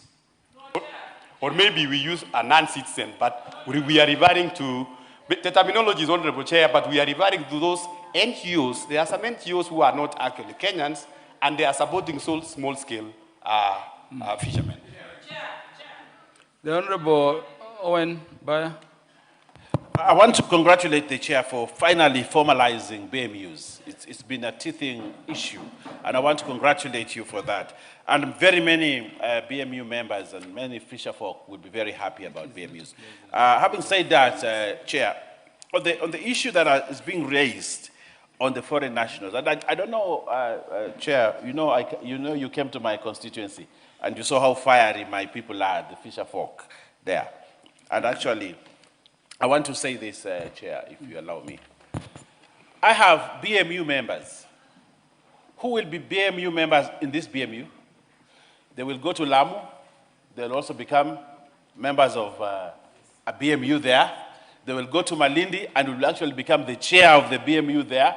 So, therefore, they do not give the right to members within that fisher folk community to take leadership of the BMUs. They actually try, he's the chair here, he's the chair there, he's the chair there, he's the chair there. So at the end of the day, the local communities do not get an opportunity to actually take up leadership. That is one. Secondly, Chair, we need to cure the issue of foreigners, the way, I don't know which foreigners, what he means there. Because, for example, in my constituency, are very many fishermen that come from Tanzania, that come from other parts of the world. And they come there and they operate within the BMUs. And because they have nothing else to do apart from fishing, they actually take over the leadership. And when you ask, but this guy, where does he come from? This guy, where does he come from? You actually take in circle. For example, I have cases where people come say they have come from Lamu, but they operate in Darakasa, in Watamu. But when you follow them up, they're actually from Somalia. you know. So we have to find a way, even when we have a problem with this word nationals, foreigners, we need to find a way to actually ensure that the leadership of BMUs is actually by locals. The last point, I want to congratulate the chair on the issue of remuneration of BMU members. But then, the question I have, as we congratulate you, who will be paid, the executive or all BMU members? Because you say provide the cabinet, the CC member will provide for remuneration of BMU members, if I get you right. The question I have is who gets remunerated in terms of BMU members? The leadership. But I think then you need to infuse something that actually makes that special group so that it is leadership. I thank you. Yes, the Honorable Karoli Omondi. Thank you very much, Honorable Chair. I would like to request for some indulgence from the Honorable Chair so that he could explain to us whether because I'm struggling with the bill and I cannot see certain provisions with respect to county governments vis-a-vis the BMUs. One of the biggest problems or challenges you face when you go to these beach management areas is one of open defecation. In other words, no sanitation services, no toilets. And since the county governments, and this is a clause where I'm seeing the county government engaging with the beach management units for the welfare of the people living around a beach area, I think we need to have a clause that obligates the county government to make sure those areas have proper sanitation, they have emergency services in case there's a fire or there's something, health facilities, and early childhood education facilities. Because they are collecting money from these people. And I think the county government must ensure that in each beach, there's a school, ECD school, there's a health facility, a small clinic there.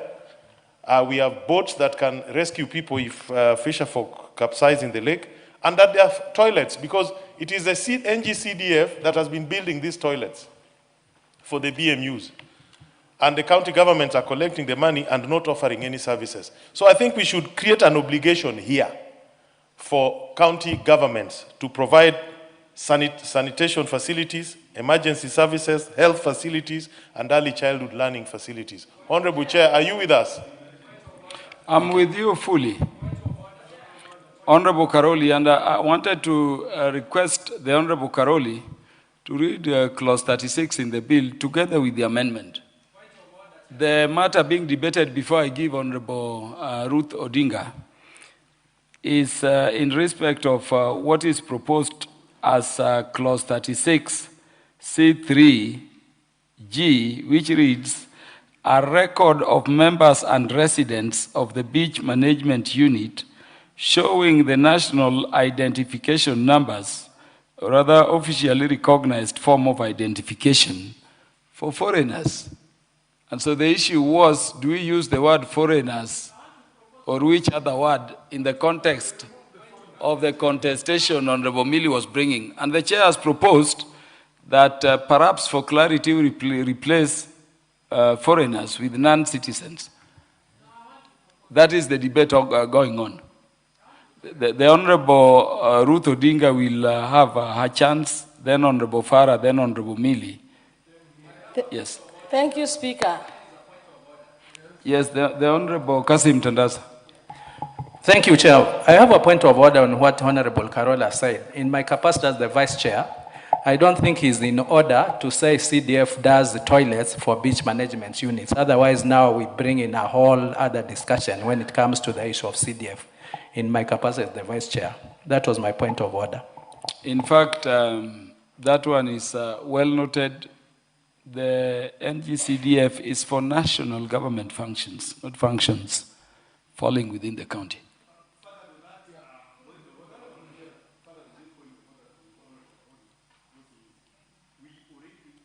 We already indicated in 33, Honorable Speaker, that each county shall develop their own fisheries management measures, including conservations and everything.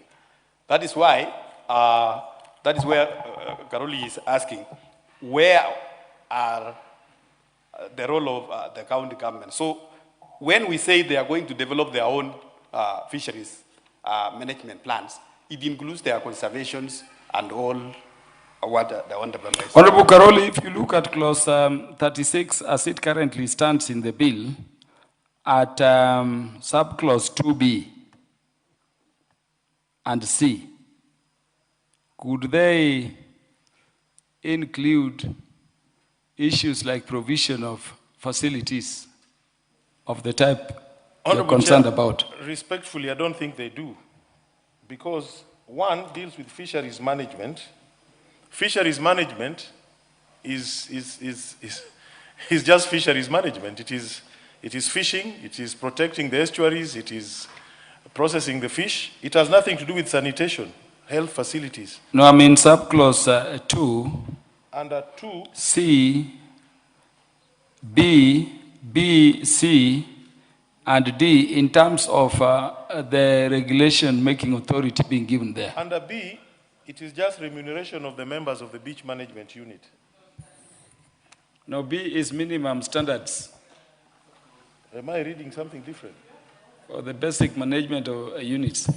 For the beach management units, C is standards to be adhered to by the beach management units in improving levies and charges. D is such other standards. Yeah, but this, we are not talking about standards, we are talking about facilities. Yeah, we are talking about facilities, Honorable Chair. Yes, the Honorable Ruth Odinga. Thank you, Speaker, for considering minorities like us. It seems that there's a lot of argument just coming from around the majority in Parliament.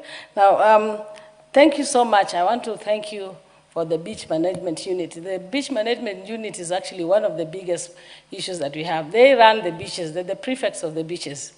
And normally they're not recognized, they've not been remunerated. They're people who just do work like as if it's voluntary, and therefore they can't formally issue anything in the beach. Yes, they're being used by the government, both county governments and national governments, to support in actually seeing how the beaches are run. And you find that a lot of times, most of them are also just manned by men. The beach management units do not have women in most of them. As in the lake, you know, 100% or 90% has just been mostly fisher folk, and the fisher folk are always men. So the beach management units are also that way. So I hope that when we are going to also have the management, we'll have it more inclusive and have the women. The reason why I'm saying this is that even when the women were having issues on unfairness in the beaches, especially if you know what we have. I don't know about any other area, but like in Kisumu and the beaches around Siaya and Nyanza, we had what we call no sex for fish. And sex for fish meant that the women had to batter them. There's that issue of battering. That's why I was so keen on what do you mean by when we talk about the clause on batter. Because battering meant that you give your body to be able to get the fish from the fishermen. Now we are trying to fight that thing of no sex for fish. And even if the women go to the beach management unit, folks, they're only the men, and they also support this issue of fish for sex. Now, I think that once you start doing this arrangement with the beach, them being formal, they can also be engaged so that you can know who they are and formally even charge them or even make them responsible for whatever they are doing. So for me, I'm thanking you for bringing that clause in, and that even supporting even the women and the youth so that women can go further. And the chairman is including the speaker. I'm giving out about 8 boats to women in the lakes region of Kisumu, and I hope to invite you to come and support me so that I can stop those sex for fish in Kisumu County. Asante. Honorable members, do I now put the question? Okay. May I then? Yes, I'll give Honorable Farah, but Honorable Chair, honorable members, I wanted to request that we make progress, and when we have comments on clause 36, let us look at what is the text of the clause And what is the proposed amendment? Because we are making very good comments, but away from what the clause is speaking about. Honorable Farah. Chair, I'm just wondering, why do we have foreigners why do we need foreigners to manage our beaches? Why do you have to have foreigners in the beach management units?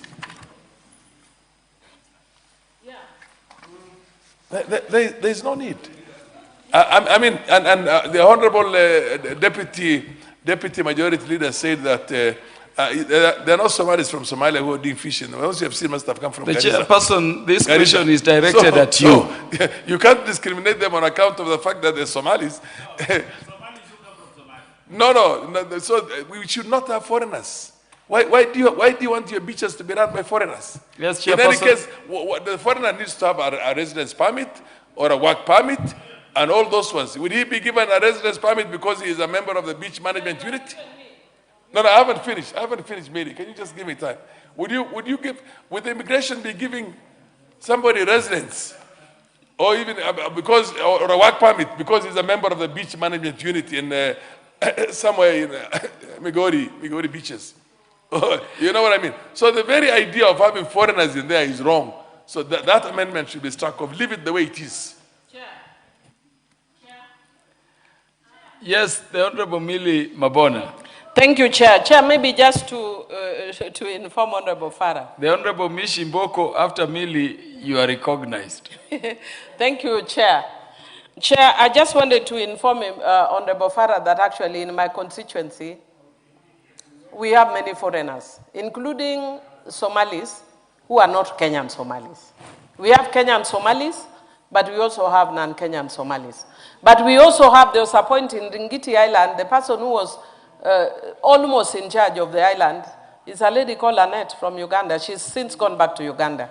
But what's happening, Chair, is because of the loose nature of management, there have been no clear regulation. But having said that, Chair, what I'm proposing is the language that Karoli is suggesting, which is or other officially recognized form of identification for non-citizens. I mean for citizens of other countries, not non-citizens.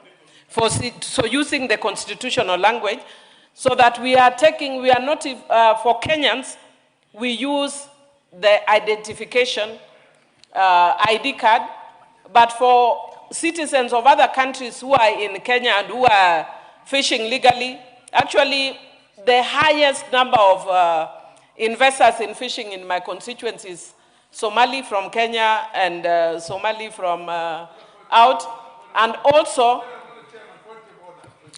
Yes, the Honorable Farah Malim. There is no Somali from Somalia doing fishing. I've been to your place there. All those Somalis you see there are Kenyan Somalis. And there's no way a foreigner can come in there and do fishing and become a member of a beach management unit when the legal status of the person itself is not there. But the person has got to have a legal status. The legal status is staying in this country is either you are a citizen or you are on a residence permit or you are on a work permit. You get my point? And nobody is going to get a work permit because he is a member of a beach management unit. Inform me. Yes, Chairperson. Honorable Chair, there are foreigners in our country who are doing legal fishing. They have been licensed to fish. But as a part of social corporate responsibility, there is about BMUs.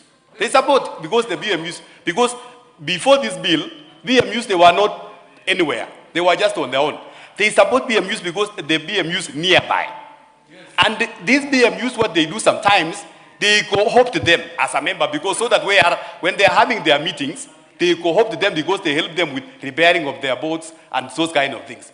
So by so doing, that's why we are saying, if for instance start foreign national and is part of, is co-opted. Chairperson, are you going on record? No. Are you going on record as saying Kenya licenses foreigners to do fishing in our waters? Yes.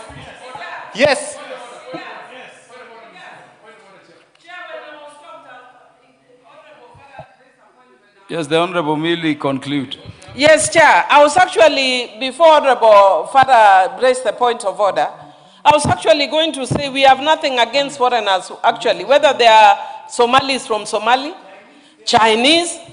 Right now, the highest number of investors actually are Somalis from Kenya, in my constituency. No, I'm not stopping at that, because we even have Chinese, and there is a possibility of Somalis from outside, because there are Somalis who don't speak Swahili. Those are not Somalis from Kenya. But we don't discriminate, we welcome them. Chair, can you please indulge me by listening? This amendment is not about leadership in the BMUs. I had actually explained that the challenge that we face is just what Honorable Farah is saying. We have people who stay in those beach management units. If you go to a place like Litare Beach, during the day you think there are no people, but there are thousands of people who live there. But when they come out, because there is no record, even if somebody died, we don't know where to take them because we have no record. I've given an example of somebody who died in Ringiti Island. We took the old man to Rangwe. We didn't know who he is. So we need this record.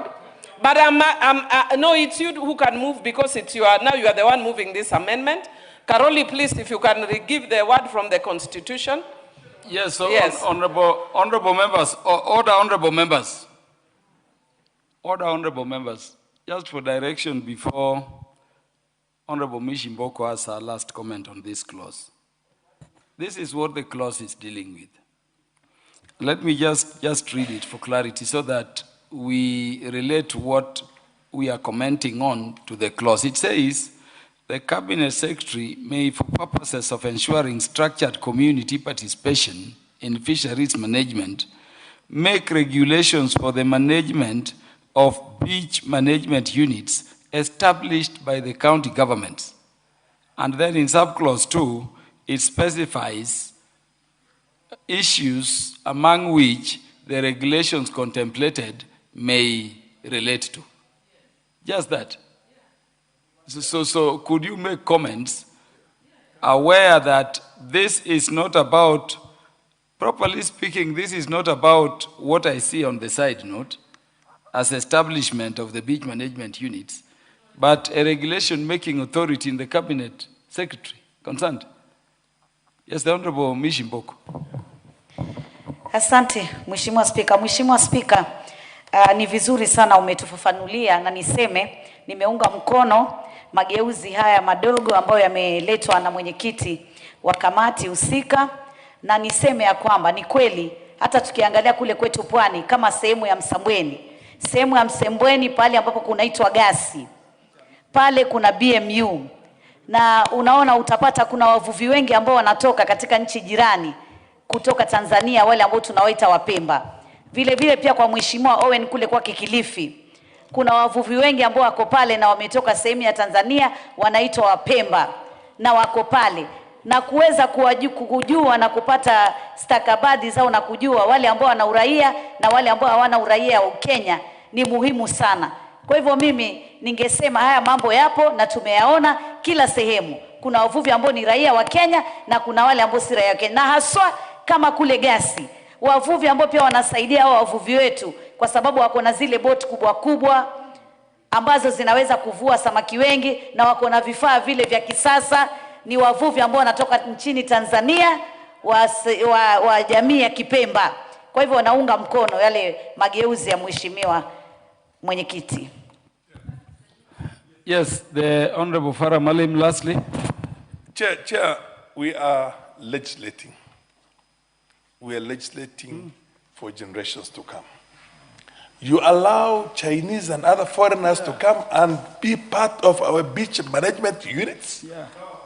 This order, these are commercial people who are coming. They can have a corporate social responsibility with a beach management unit. They can even be invited into those meetings because these are big buyers of our fish. But you cannot put them into the policy making and the management of our beaches and be part of the beach management units.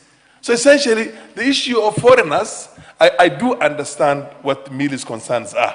Millie is concerned that people come from, I haven't come from Garissa, but they will probably come from somewhere in Ganze. They stay in that place, they marry a Luo lady, and you never know when the person dies because you do not have anything to indicate where he came from. You have no problem. You have a problem taking him to his home area. Okay, the home area, that's when the ID cards are going to express that. You can see in the ID card his home area. So maintain the, oh no, can I just finish? You can maintain the ID cards, but to have foreigners being part of a beach management unit, this is the smallest unit. Very soon you'll be saying, we want people also to be involved in the roasting of maize, the management of that, and you will get Chinese coming in there. In any case, we cannot afford to give such a thing to people who are, you know what I'm talking about. Honorable members, let me guide. No, just take your seat. Just take your seat. You know, clause 36, if you look at the side notes, was supposed to establish beach management units and to empower the cabinet secretary to make regulations for their administration and maybe mention a brief of the matters that will go to those regulations. Now, as drawn here, it did not establish the beach management units. And so the amendments by the chair, number one, are establishing the beach management units. If you look at the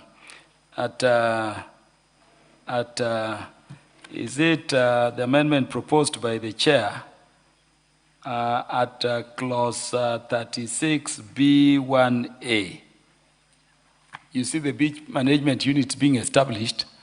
Then the chair, in addition to cleaning up to ensure we have women and children, not just women, and to integrate persons with disabilities, is talking about a proposal to have a record of members and residents of the beach management unit showing the national identification numbers or other officially recognized form of identification. Now, it concludes by for foreigners. Honorable Farah is saying for foreigners ought to be deleted chair. And Honorable Farah is saying that is so because work permits are only given for foreigners to be in the country to do things Kenyans cannot do.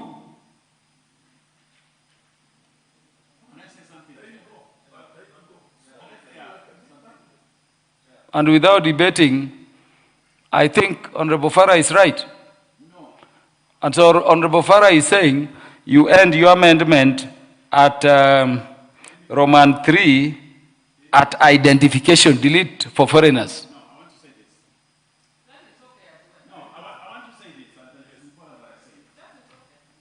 I have not given you the mic. You are granted. Thank you. The mic. You see, Chair, why do we have beach management unit? Because we want to regulate, we want to manage the fishing, we want to manage many things. Now, foreigners come. If and when they do not belong to a beach management unit, they do their own things and actually spoil the environment because they're not bound by the rules of that beach management unit. For them to register, it means they are actually registering to agree to the terms of fishing within the community of fishermen in that area. Now, I want to give you an example. And Chair here will bear with me. I have some of the very strong BMUs in my place. So we have Kenyan Pemba, and I want to correct to add what Kenyan Pemba community, who actually belong to that beach management unit. And therefore, everything they do is regulated by the beach management because they manage the beach and manage everything. What net you will use, what boat you will use, the time to go for fishing, how you clean, how you sell, all those kind of things are regulated. Then you have Pembas from Tanzania who are actually given license to come and fish. But when they come, they refuse to belong to the beach management unit or to operate under the beach management unit of that location. So what do? They use whatever net they want. They bring fish and sell the way they want. They do all manner of things. And because they do not belong to the beach management unit, the beach management unit leadership cannot enforce the rules. So my proposal is that every foreigner who comes to fish within the waters of Kenya must be registered within the beach management unit and actually ensure that they abide by the rules of the beach management unit. And that is why we are saying foreigners must also register for that beach management unit. If they are Chinese, when they come to Malindi, because there are very many Malindi fishing in the high waters, when they come, you know what they do? They pick eggs, they pick small fish, they pick everything and destroy everything there. And they go to high seas and say, you know, we don't belong to your beach management unit, so you cannot impose rules on us. Foreigners must be registered within the beach and must operate under the rules of the beach management unit of that area.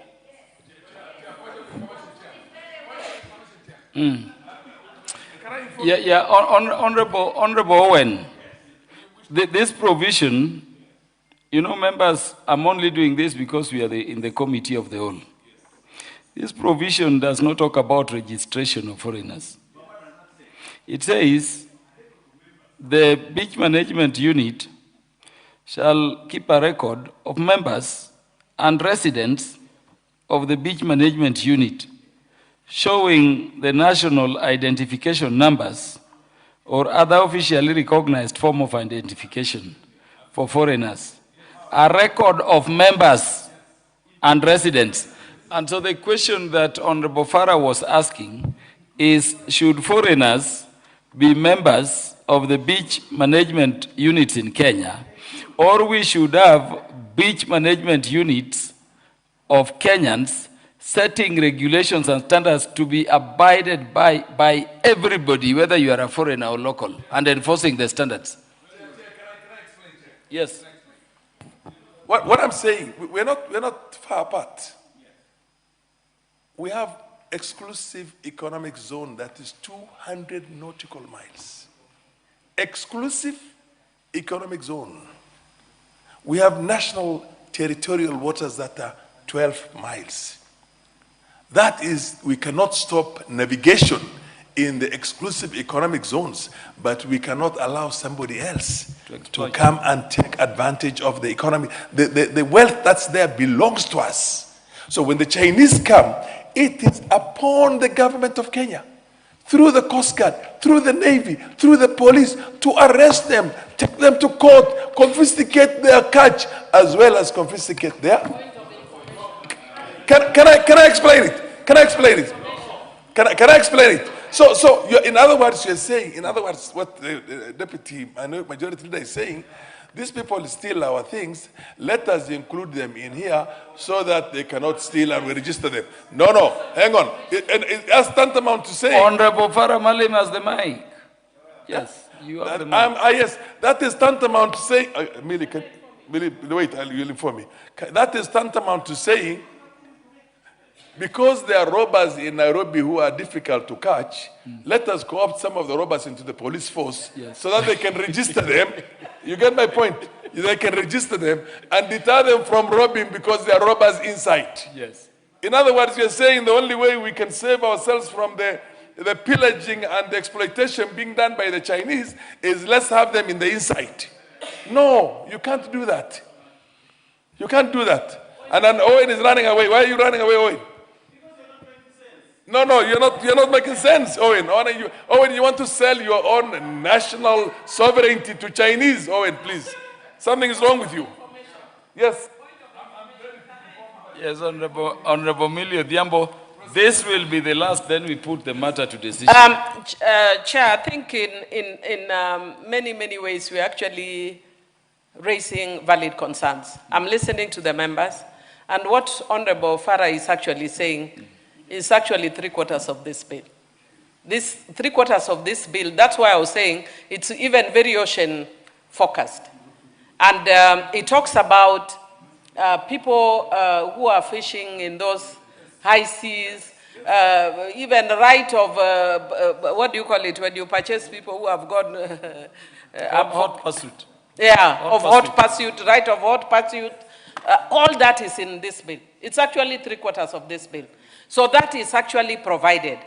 However, what we were actually looking for here, the mischief we are trying to cure, is not even these investors who come to invest and everything, but we are saying when you have a beach management unit, which is a very clear one, I've been mentioning so many here.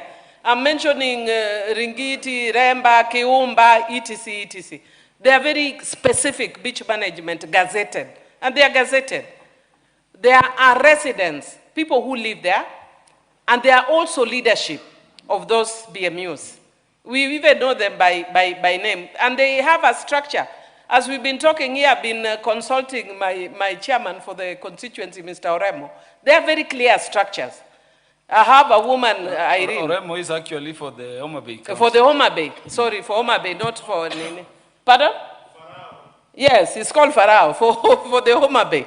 And I have, even for my constituencies, a woman, Irene. They are doing an amazing job. But the issue is, and the challenges that they sometimes face, is that within those management units, because of the way fishing is actually nomadic, which people don't know. Fishing is nomadic by nature. The same, yeah, it's migratory. People come, yeah? People come today, 2 weeks later, like we are dealing now with many IDs of people we don't know. They come, they even issue the IDs, they have gone. We don't know who they are. But some of them come and commit crimes. We can't trace them, we don't know who they are. Some of them die. We can't take them home, we don't know who they are. So most of the BMU leadership have asked, can we find a law that says we need to know who is around us? Most of them are called Baba Bobby, Toto, Siji what, Baba Junior. Who is Baba Junior? We need to know you by name. Who are you? Where do you come from? If you die, we want to take you home. So it's not really about foreigners. So one of the ways, Chair, that we deal with is either to delete the issue of for foreigners or to use the word that Karoli was suggesting. So me, I would encourage the Chair, just delete for foreigners. Because we are not focusing on foreigners on this one. The foreigners are very heavily covered. The big industrial whatever are covered. 3/4 of this bill is about them. Yes, Honorable Farah. I think we are getting somewhere. The beach management unit itself must keep record of all the people who operate there. Yeah. All the people, the ID cards, whether they are citizens. Whether they're citizens or not, they must keep that, because that way you can even know whether these people... Then that is catered for in the provision. Yes. Honorable members, I therefore do now put the question that clause 36 be amended as proposed.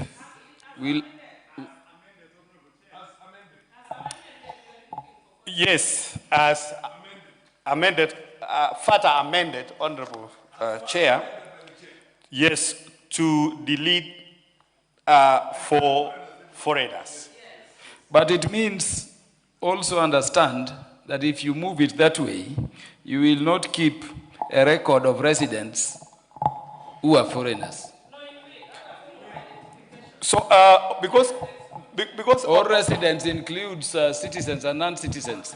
Yes. Yes. Honorable members, I now put the question that clause 36 of the bill be amended as proposed by the chairperson of the relevant committee. Will as many as are of that opinion say aye? Will as many as are of the contrary opinion say nay? The ayes have it. Honorable members, I now put the question that clause 36 as amended be part of the bill. Will as many as are of that opinion say aye? Will as many as are of the contrary opinion say nay? The ayes have it.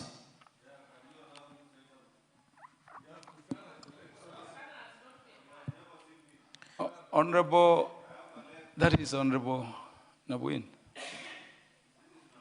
You want to say something to clause 36? Chair, allow me to say something. You know, you rightly put it that once we omit the word foreign, we will only be collecting information for nationals. Yes. Exactly. That's what you are ruling. No.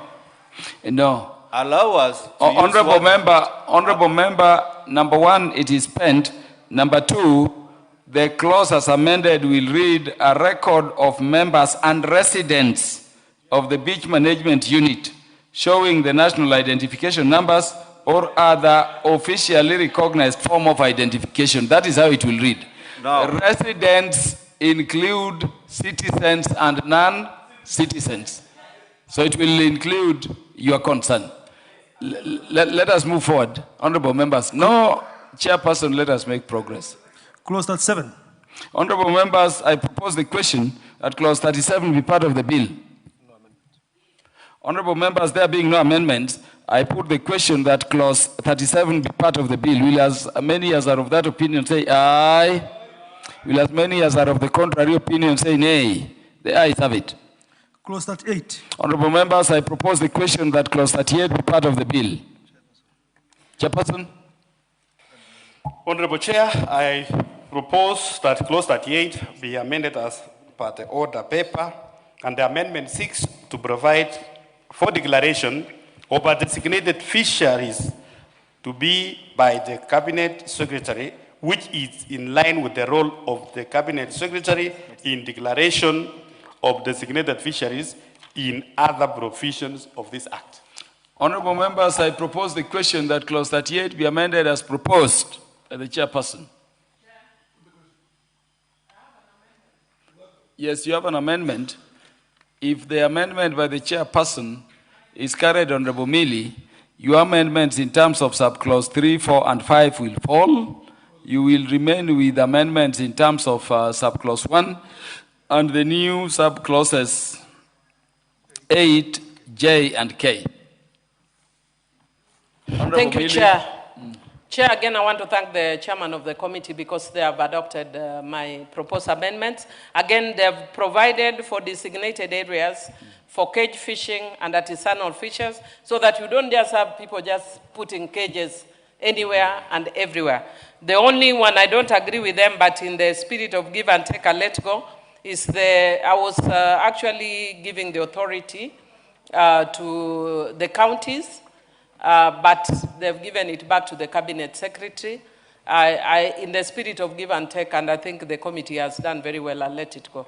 So I withdraw my amendment. Yes, honorable members, I therefore put the question at clause 38 be amended as proposed. Will as honorable members, let me reiterate, I put the question that clause 38 be amended as proposed. Will as many as are of that opinion say aye? Will as many as are of the contrary opinion say nay? Honorable members, the ayes have it. Honorable members, I now put the question that clause 38 as amended be part of the bill. Will as many as are of that opinion say aye? Will as many as are of the contrary opinion say nay? The ayes have it. Clause 39. Honorable members, I propose the question that clause 39 be part of the bill. Chairperson.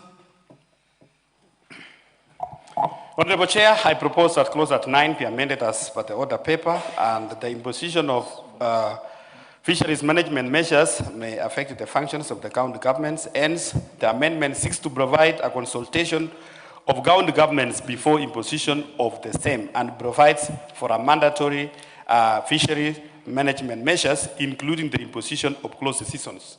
Honorable members, I propose the question that clause 39 be amended as proposed. Again, in terms of guidance, this amendment, if carried, will cause the amendments being proposed by the Honorable Millie Odhiambo to fall, because it incorporates them. Give the mic to Honorable Millie. Thank you, Chair. Chair, I wish to support this amendment, even though I was saying one of the things they didn't provide was the local communities or the BMUs in the consultation. And the reason why I'm saying that is when you provide for closed season, sometimes it's provided at very inappropriate time, when there is hunger and yet there is no subsidy from the government, when there is need for school fees. So sometimes it creates a crisis, even though I'm really thankful that for the longest we've not had that. But even as we are trying to balance conservation efforts and dwindling stock, we must also think of innovative ways to cushion the artisanal fishers. Because I remember when I came into this parliament and we used to have those closed seasons, there would be a time when you put your entire salary to dealing with the challenges the fisher folk are facing. And so I wish to support that. And I also noticed, there was one other thing I've noticed. Yeah, I think that's just the one that I've noticed was not included, but otherwise I support the amendment it has taken into concern so that it reduces the conflict that we have been seeing. The different types of fishing, we are saying that there are some things which we have been doing informally, especially in my constituency. We designate times for mena fishing, Nile perch fishing. We did an informal thing, and it was very costly because I was sponsoring it from my own pocket. It's not possible. I am just a human being. I'm not a government, even though I'll be government in 2032. So I don't want to be given burdens before my time, Chairman. I want to be allowed to be president at the right time, which is 2032. In 2032. So I'm saying I am being given the burdens before my time for presidency, which is 2032. But right now, Karoli will be my chief campaigner. No, he will be my chief campaigner. You will be the deputy president if you speak nicely. But the way you are speaking, I might change my mind. So, Chair, I'm agreeing with them that what we are actually looking for is a regulation so that we know the fights that we've had between Omena and Nile perch and tilapia fishers. Can we find a better way of regulating them so that I'm not the one being called Bahari in the middle of the night or Oremo in the middle of the night to sort out those issues? I'm forced to call security meetings with the security team in Suba North, pay for that. I give them money for fuel to do monitoring. That should be government work, Chair. That should be government Honorable work. Millie. Yes. Because you are an expert in this area, if you look at the bill in terms of clause 39(1), C to K, Kinley, C, from C to K. You see those sub-clauses?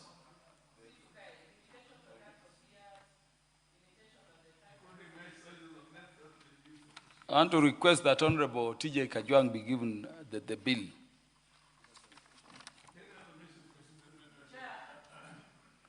Do we then need A and B if you know what has been happening around the matters being prescribed under A and B?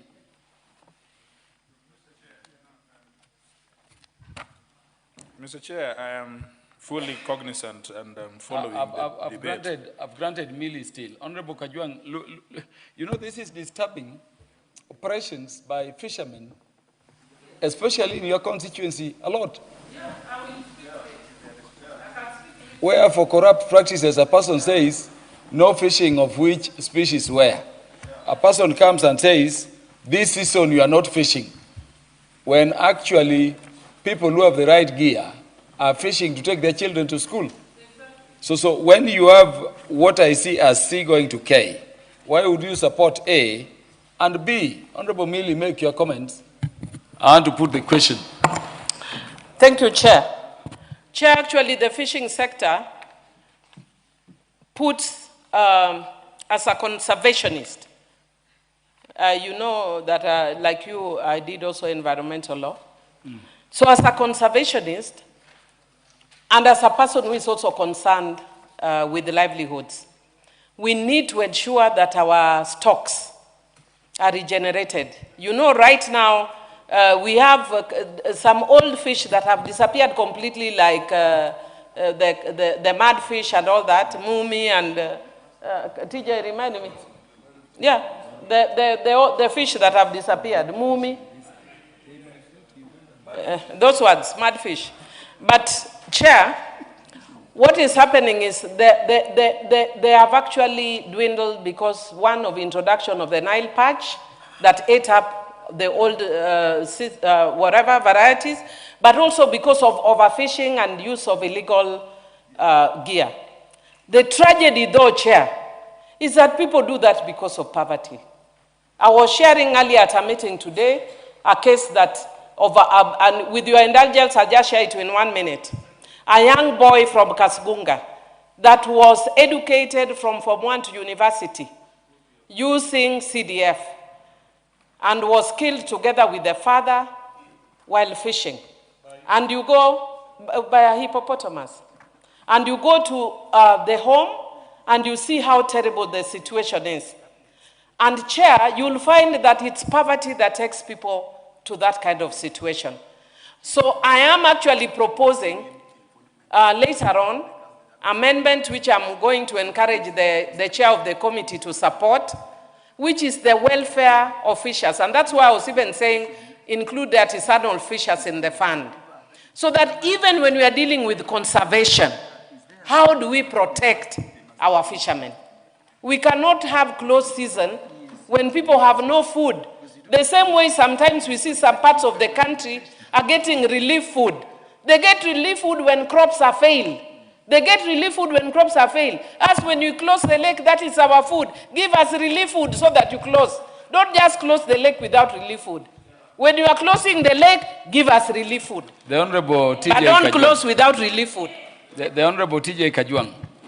And I'm requesting Honorable TJ Kajwang to comment on A and B, because Honorable Milia told us, Honorable Kajwang, that fish is very migratory.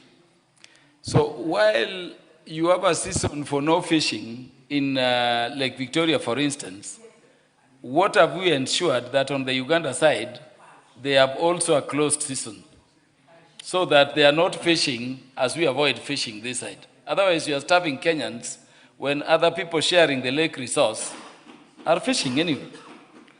Chair, the first comment I want to make, a general comment, is the design and the textual approach in this bill, and especially in the new clauses and in the clauses that we are having. I want the chair to listen to me. I'm all ears. Well, yes, Chair, you are listening, but I needed the chair of committee, because this goes to, if member for Suba South would release the chair. The chair of the committee. Yes, yeah. The approach in drafting. Honorable Kajwang seeks your indulgence. The drafting approach. The drafting approach in your new clauses, which are coming from the committee, you seem to be putting a lot of words. Too many words that you leave a clause, meaning 2 or 3 or 4 different things. So, like, for example, we are discussing now clause 39, and you are making almost a prose, like literature. I think your officers who are behind you should take this note so that they are crisp and we know the law is clear and certain what we are talking about. And but now the Director General here, in accordance to best scientific advice, in consultation with the county governments, and after public participation, of course, they must do public participation by law. There is a law like that. You don't have to repeat it here. And then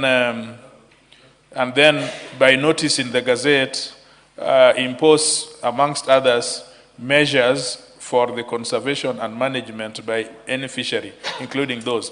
And I think you have had the train of thought from the chair that if you leave the way I am seeing A, B, and C, drafted, then you put an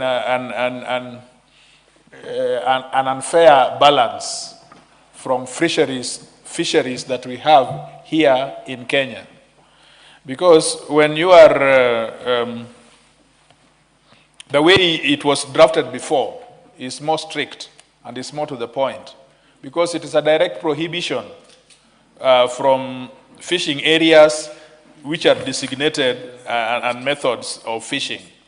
So this is an issue which is very delicate, and very people, as a nation, we are very concerned that Kenya must introduce fishing standards and fishing methods which would end up in conserving our fish.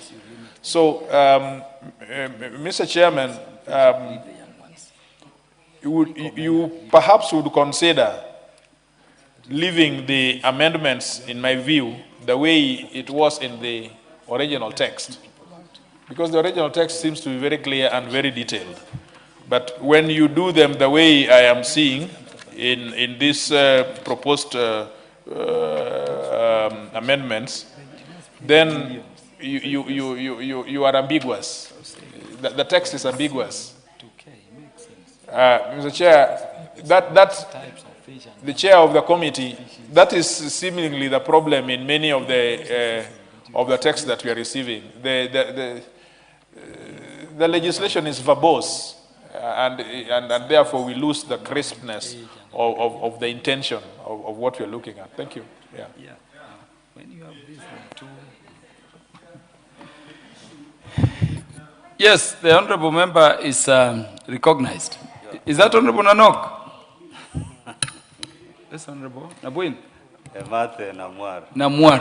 Yes. Yes. Or you can call me Manwar. Sorry, you know your names as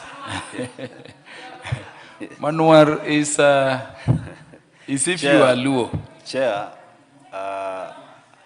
I want to thank the drafters of this, of this amendment.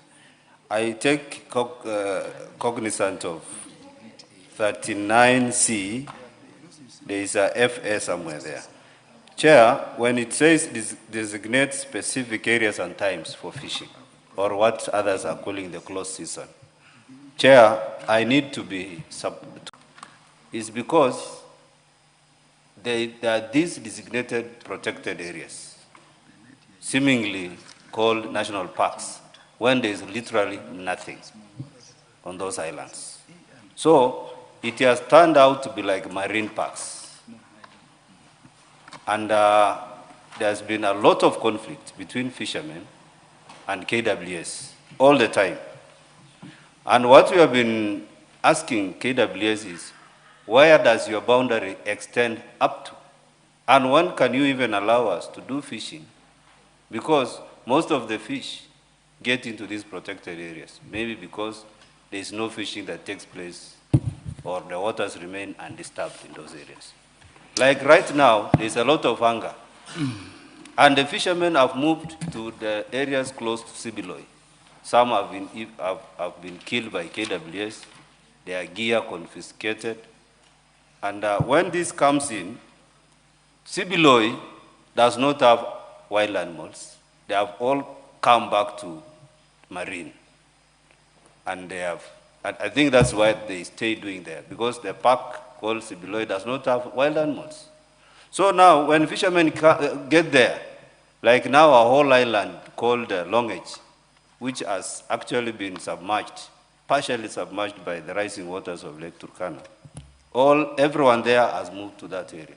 Now, when we talk about designate specific areas and times for fishing, all closed season, what are we communicating to my people doing fishing in those areas? Thank you, Chair.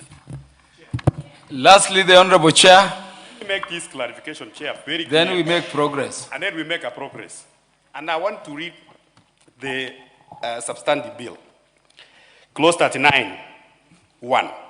The Director General may, in accordance with the best scientific advice and such other relevant information as may be available, with the approval of the Cabinet Secretary and by notice or a notice in the Gazette, imposes inter alia any of the following measures for conservation.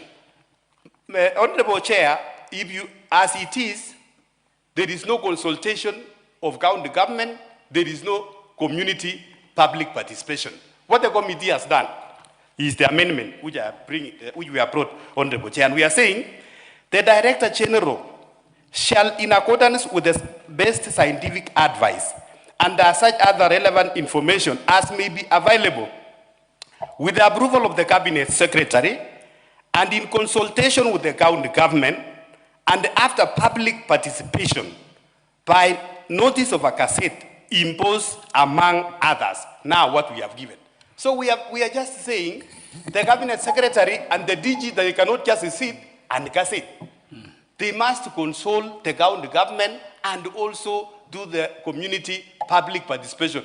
before cascading those closed zones. That is the input of this amendment, Honorable Chair. Honorable Chair, you've made your clarification. Honorable members, I want us to now make progress.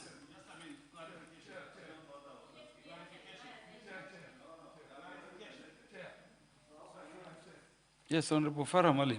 Honorable members, you know, Chair, we are past second reading. Chair, I've seen two places where I heard of one in lots of ways and seen one by myself, where fish die of old age. One is Somalia, Mogadishu. I was in Mogadishu. They have got the longest coastline in Africa, and they don't eat fish, so they die of old age. I think we should have so many of our Kenyans working in that place so that they can enjoy the fish there. And the other one is Turkana. The Honorable Chair and the MP Nanok. Namwar.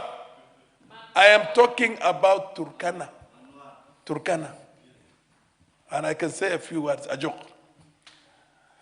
It's not parliamentary language, but in Turkana, in Sibiloi area, the fish die of old age. We must have a provision in this act, an amendment, and the chair must come with that amendment, that allows the people of Turkana who die of hunger a regulated, limited way in which they can be allowed to fish in those areas. Regulated, I say regulated. Not for them to become, basically be seen as criminals all the time and have running battles with KWS, because they're actually going into the place and risking their lives, because otherwise they would not feed their children. And when they go in there, sometimes they get killed by the rangers. So we must have a regulated, a way, even in wildlife, there's something called culling. There's something called culling, which means if there are too many elephants, sometimes you do a bit of culling, basically to be used again to promote that same sector, but so that you don't have an overpopulation. These ones are very direct. But we need, Chairman, you must propose an amendment to allow the people of Turkana to go into Sibiloi and other environs to do limited, regulated, controlled fishing. That's my point. Yes, the Honorable Owen Baya. No, after I speak, I just want to pick up from something that Millie had spoken about. And Honorable Chair, this is very important. As these regulations kick in, and Cabinet Secretary and DG can decide you don't fish from this area because fish have reduced or have been depleted, or you want to encourage, the breeding and all that. Secondly, there's another aspect. In course, there's some aspect called kusi. Honorable Owen Baya. Yes. I am coming to something. Do you have the bill? Yes, I have. Do you have the bill? Yes, this one. Look at clause 39. Yes. Sub-clause 1 is being amended as the introduction. Yes.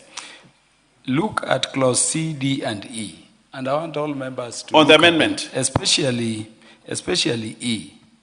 On the amendment? Yes. The question I hear members, including Honorable T.J. Kajwang and Honorable Karoli, to be asking is that if you have C, D, E, especially E, do you need then to have A and B? Talking about closed seasons and prohibiting fishing areas. When in E, for instance, you are being told you can prescribe, impose limitations on the amount, size, age, and other characteristics and species or composition of species of fish that may be caught, landed, or traded. D is limitation on the types and or number of fishing vessels permitted. C is limitation on the types of gear, including mesh sizes of nets that may be used. So that across the seasons. Yes, I also want you to look at FA. What does it say? FA and FB. Almost the same things. There is not overarching, there's a name. Over legislation. Correct. No, the issue is... Over regulation. If you have all these, Yes. do you still need A and B? Overregulation. I think the chair needs to relook at this. Probably we can recommend Or rather, this. ask differently, chair of the committee. Yes. If you can regulate the size of nets, Yes. so that you pick specific sizes, specific amounts, specific species, like when you have omena nets, it is omena nets, you can regulate. If you have nets which are catching tilapia or mbuta, Yes. you do so, if I were to call it so. Yes. Why do you need to have closed seasons? Why do you need to prohibit fishing in areas again? I want to come to that, Chair. Chair. No, the chair is saying the right things, but there is there's something, I don't know, Rueda will bear with me. There's something called tengefu. You heard about something called tengefu. Tengefu is a Swahili word to mean an area that has been excluded from fishing. It's called tengefu. A breeding area, or whatever it is. So, this matter came into my attention when KWS and Minister of Fisheries came and say, from Narani up to Watamu, you can't fish in that area. It is tengefu. And we had a lot of arguments and said, you know, the sea regulates itself, the ecosystems regulate themselves, and therefore you cannot stop us from doing all that. And there was a lot of scientific information about why we should allow tengefu. Now, what we are doing here in this law, we are actually introducing tengefu through the back door. Here. We are actually regulating through direct. But you see, through a lot of English, we are actually doing the same thing. And I want to tell the chair, this thing was rejected in Kilifi. Yes, even Lamu. The sea has its own way of rejuvenating itself. But scientists will bring you a lot of theories about why, you know, you don't fish in this area, you fish in this area next year, then next year you go to the other area. But we are telling them that ecosystems, just like the forest and all that, they have a way. If you kill one elephant here, another one is born on the other side. We have a way. But we are actually reintroducing a chair. Honorable members, because of time, I want to put the question on the amendment. Honorable Zubeida, in a minute. Rueda, sorry. Bwana Mwenyekiti, hii sheria ambayo iko sahihi ni mbaya zaidi ya ile kamati imerekebisha. Lakini sheria hii ya kamati ina afadhali kidogo kwa sababu wameweka hiyo public participation, wameweka mambo ya county government, kidogo haijambo. Lakini hii sheria ni mbaya. Hii sheria ni ugandamizaji wa hali ya juu. Hii sheria ni unyanyapazi. Hii sheria ni ya wazungu, si ya kwetu hii sheria. Hii sheria wamechukua tu kwa wazungu kule, vifaa vao ni tofauti kuja kuleta kwetu. Wewe umwambie mtu akiunga atoke pale kama kuna area hapo imefungwa kwa muda mrefu, wasivue samaki hapo, wanaenda huko. Na kiunga tu Somalia ni 5 nautical mile. Mvuvi wetu haruhusiwi kuvua huku, imefungwa. Yule samaki anaenda kuvuliwa Somalia na watu wetu wanaenda na maboti usiku na mchana. Ukienda pale Mokoe, maboti mengi kutoka Somalia yako pale, wameenda kuvua kule, sisi tunanunua samaki wa kutoka Somalia. Hii sheria inafaa kufutwa kabisa. Hii sheria haifai. Hii sheria ni ya UK. Msichukue tu vitu vya UK mkaja mkabandika huku. Hii sheria hakuna kuibembeleza, ni kufuta. Hiyo A, B and C zote zifutwe. Asante Mheshimiwa Rueda Obo. Honorable members, I now put the question that clause 39 be amended as proposed. Will as many as are of that opinion say aye? Will as many as are of the contrary opinion say nay? The ayes have it. Honorable members, I now put the question that clause 39 as amended be part of the bill. Will as many as are of that opinion say aye? Will as many as are of the contrary opinion say nay? The ayes have it.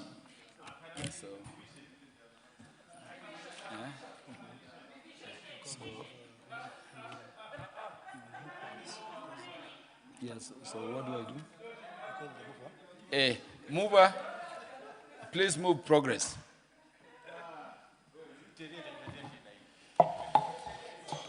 Honorable Chairperson, I beg to move that the committee do report to the House and its considerations on Fisheries Management and Development Bill, the National Assembly Bill number 29 of 2023, to clause 39 and its approval thereof with amendments, and still leave to sit again, Honorable Chair. Honorable members, I put the question, which is that the committee to report to the House its consideration of the Fisheries Management and Development Bill, National Assembly Bill number 29 of 2023, up to clause 39, and its approval thereof with amendments, and seek leave to sit again. As many as are of that opinion say aye. As many as are of the contrary opinion say nay. The ayes have it.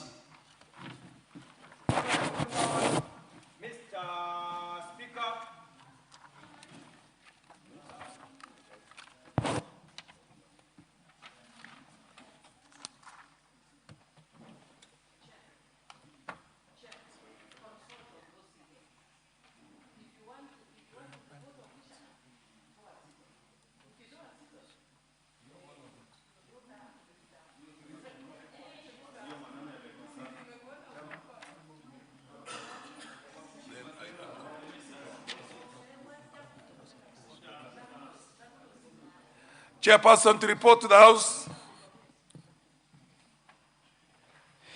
Honorable Speaker, I beg to report to the committee that the Committee of the Whole House has considered the Fisheries Management and Development Bill, National Assembly Bill number 29 of 2023, up to the provision relating to 39, and approve the same with amendments, and seek leave to sit again. The Honorable mover of the bill. Move agreement to the report.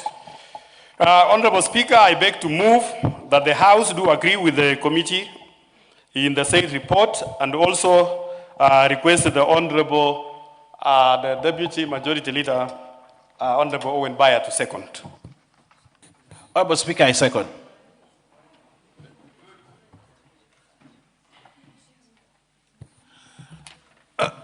Honorable members, I can't put the question and I can't propose the question because we are out of time. Honorable members, please keep standing. Where is the... Yeah, honorable members, the time being 7:03 p.m. This House stands adjourned until Wednesday, the 24th of June at 9:30 a.m.